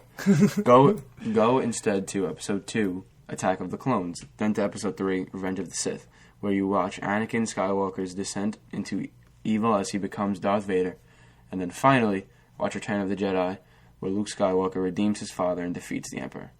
There you go. Okay. And you just kind of forget all about episode 1, The Phantom Menace, which is what everybody basically wants to do anyway. Yeah. And if you could, just get rid of Jar Jar Binks and all of that. I think, the best, hey, if you don't watch Episode 1, when he pops up in Episode 2, it's only for a heartbeat, and then he's out of the scene, so... Episode 1, he pops up in a quick scene. That's what I'm saying. Like, that's what I mean. It's like he's just like running through, like... He's like, oh, me so a battlefield. Me so busy, gotta go. Yeah, busy, appointment, goes bye. Yeah. And that's it. And then he gets, hopefully, shot off camera with a sniper rifle or something. But, the actual actor and everything. All right, so, we'll do it like that, because actually, I don't know how the next couple episodes are going to play out. I'm going to leave for that our open show, on my computer. But we're going to leave that... Save it. Yeah, you should bookmark that maybe one day. Yeah.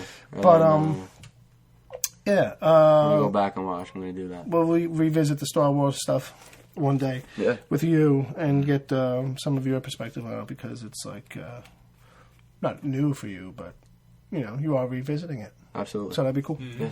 All right, so I think we're kind of wrapping it up. I don't got anything else. We did our big list that we were going to talk about. Mm-hmm. So if anybody's got any questions, comments, or ideas, I don't know, just shit you want to say about the list. Yeah, if you just want to ask us, what the fuck were you guys thinking with that episode? Totally crap. Drop us a line. Drop us a line. podcast@wickedtheory.com. Mm. Be like Ed. Send us some goofy stuff. Send us some nerdy stuff. You can just send us, stuff that's picking apart the show itself. I'm fine with that. Mm. And be like Ed. Send 20 emails. That's cool. Absolutely. So, big shout-outs this week. If you want to make it really special, you make it, you put them out under a whole bunch of different names. Make it look like there's a lot of people watching the show. Yeah. There you go.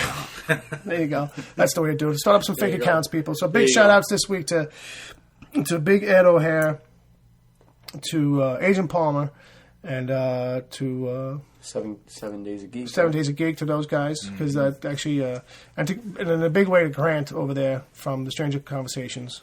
He was really plugging away for the show here a little bit. I've listened to a few episodes of his podcast, and it's a very unique and interesting the Stranger Conversations setup that he's got. Yeah, it's very it's a deep kind of a thing. Like you kind of get to know one person at random, and it's like, and he's getting to know them too. That's like the whole actually, show. It's a pretty good concept. I gotta be honest with you. It's very. I've thought about slipping him your name, see if you wanted to do one. Really? Yeah. Would you? Probably probably not. I don't know. I gotta think about it. Like, what would I talk about? So anyway, it would be a while from now anyway, because I think he's got like a list. I'm sure he does. I think when I did it, I was like a month out from. Yeah, I remember when you were all excited about, should I do it? I'm nervous. Oh, I'm a little nervous. And then he repackaged an episode recently where he took how everybody, because he does a lot of loose questions in the beginning where they're just getting to know you. Then he does like a set of questions near the end. And then, so he did a compilation episode where he took everybody's responses to the question of what is your greatest fear. And then, so I made like a short, like 22-minute episode. Like a little best of kind of thing, a little sampler. And then my answer was in there. And I was like, oh, yeah, I know that voice. What is your biggest fear, Bill?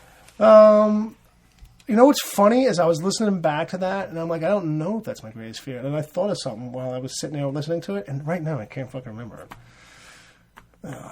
All right. Because it scares the shit out of you so badly you don't want to remember. Hey, if you want to know what my greatest fear is, as of that recording, you can go to thestrangerconversations.com, I believe, or just look it up, and then find the episode about greatest fears, and you can listen to that. It's like 20 minutes. It's really actually kind of one of like these poignant. I had like a moment in it where I was like, I don't feel so crazy anymore. Not because other people's fears were crazier than mine, but just that it was a very universal kind of theme going through everybody's fears. And after a while, you start to kind of notice it, and it's like, this is just a human condition, folks, you know? So, anyway, if you like it a little bit introspective, you go check out that. If you like it a little nerdy like this here, you go check out the 7 Days of Geek Guys, all right? If you like to do some reading, some blog stuff reading, you go to fucking Agent Palmer, or agentpalmer.com. You go check out his stuff. Or go to Wicked Theory. And if you don't like any of them, I haven't written anything in a while on Wicked Theory, but Agent Palmer's written some stuff recently on his site. What were you going to say? What was your thing? And if you don't like any of them, you go in the fucking ditch. That's it. We'll put you in a hole. We'll put you in a hole. And Bobby, we had a lot of De Niro on our things. It was a lot. It was a lot of. Oh, hey, forget about it. Exactly. Mink. Oh, brother Bob, take us out.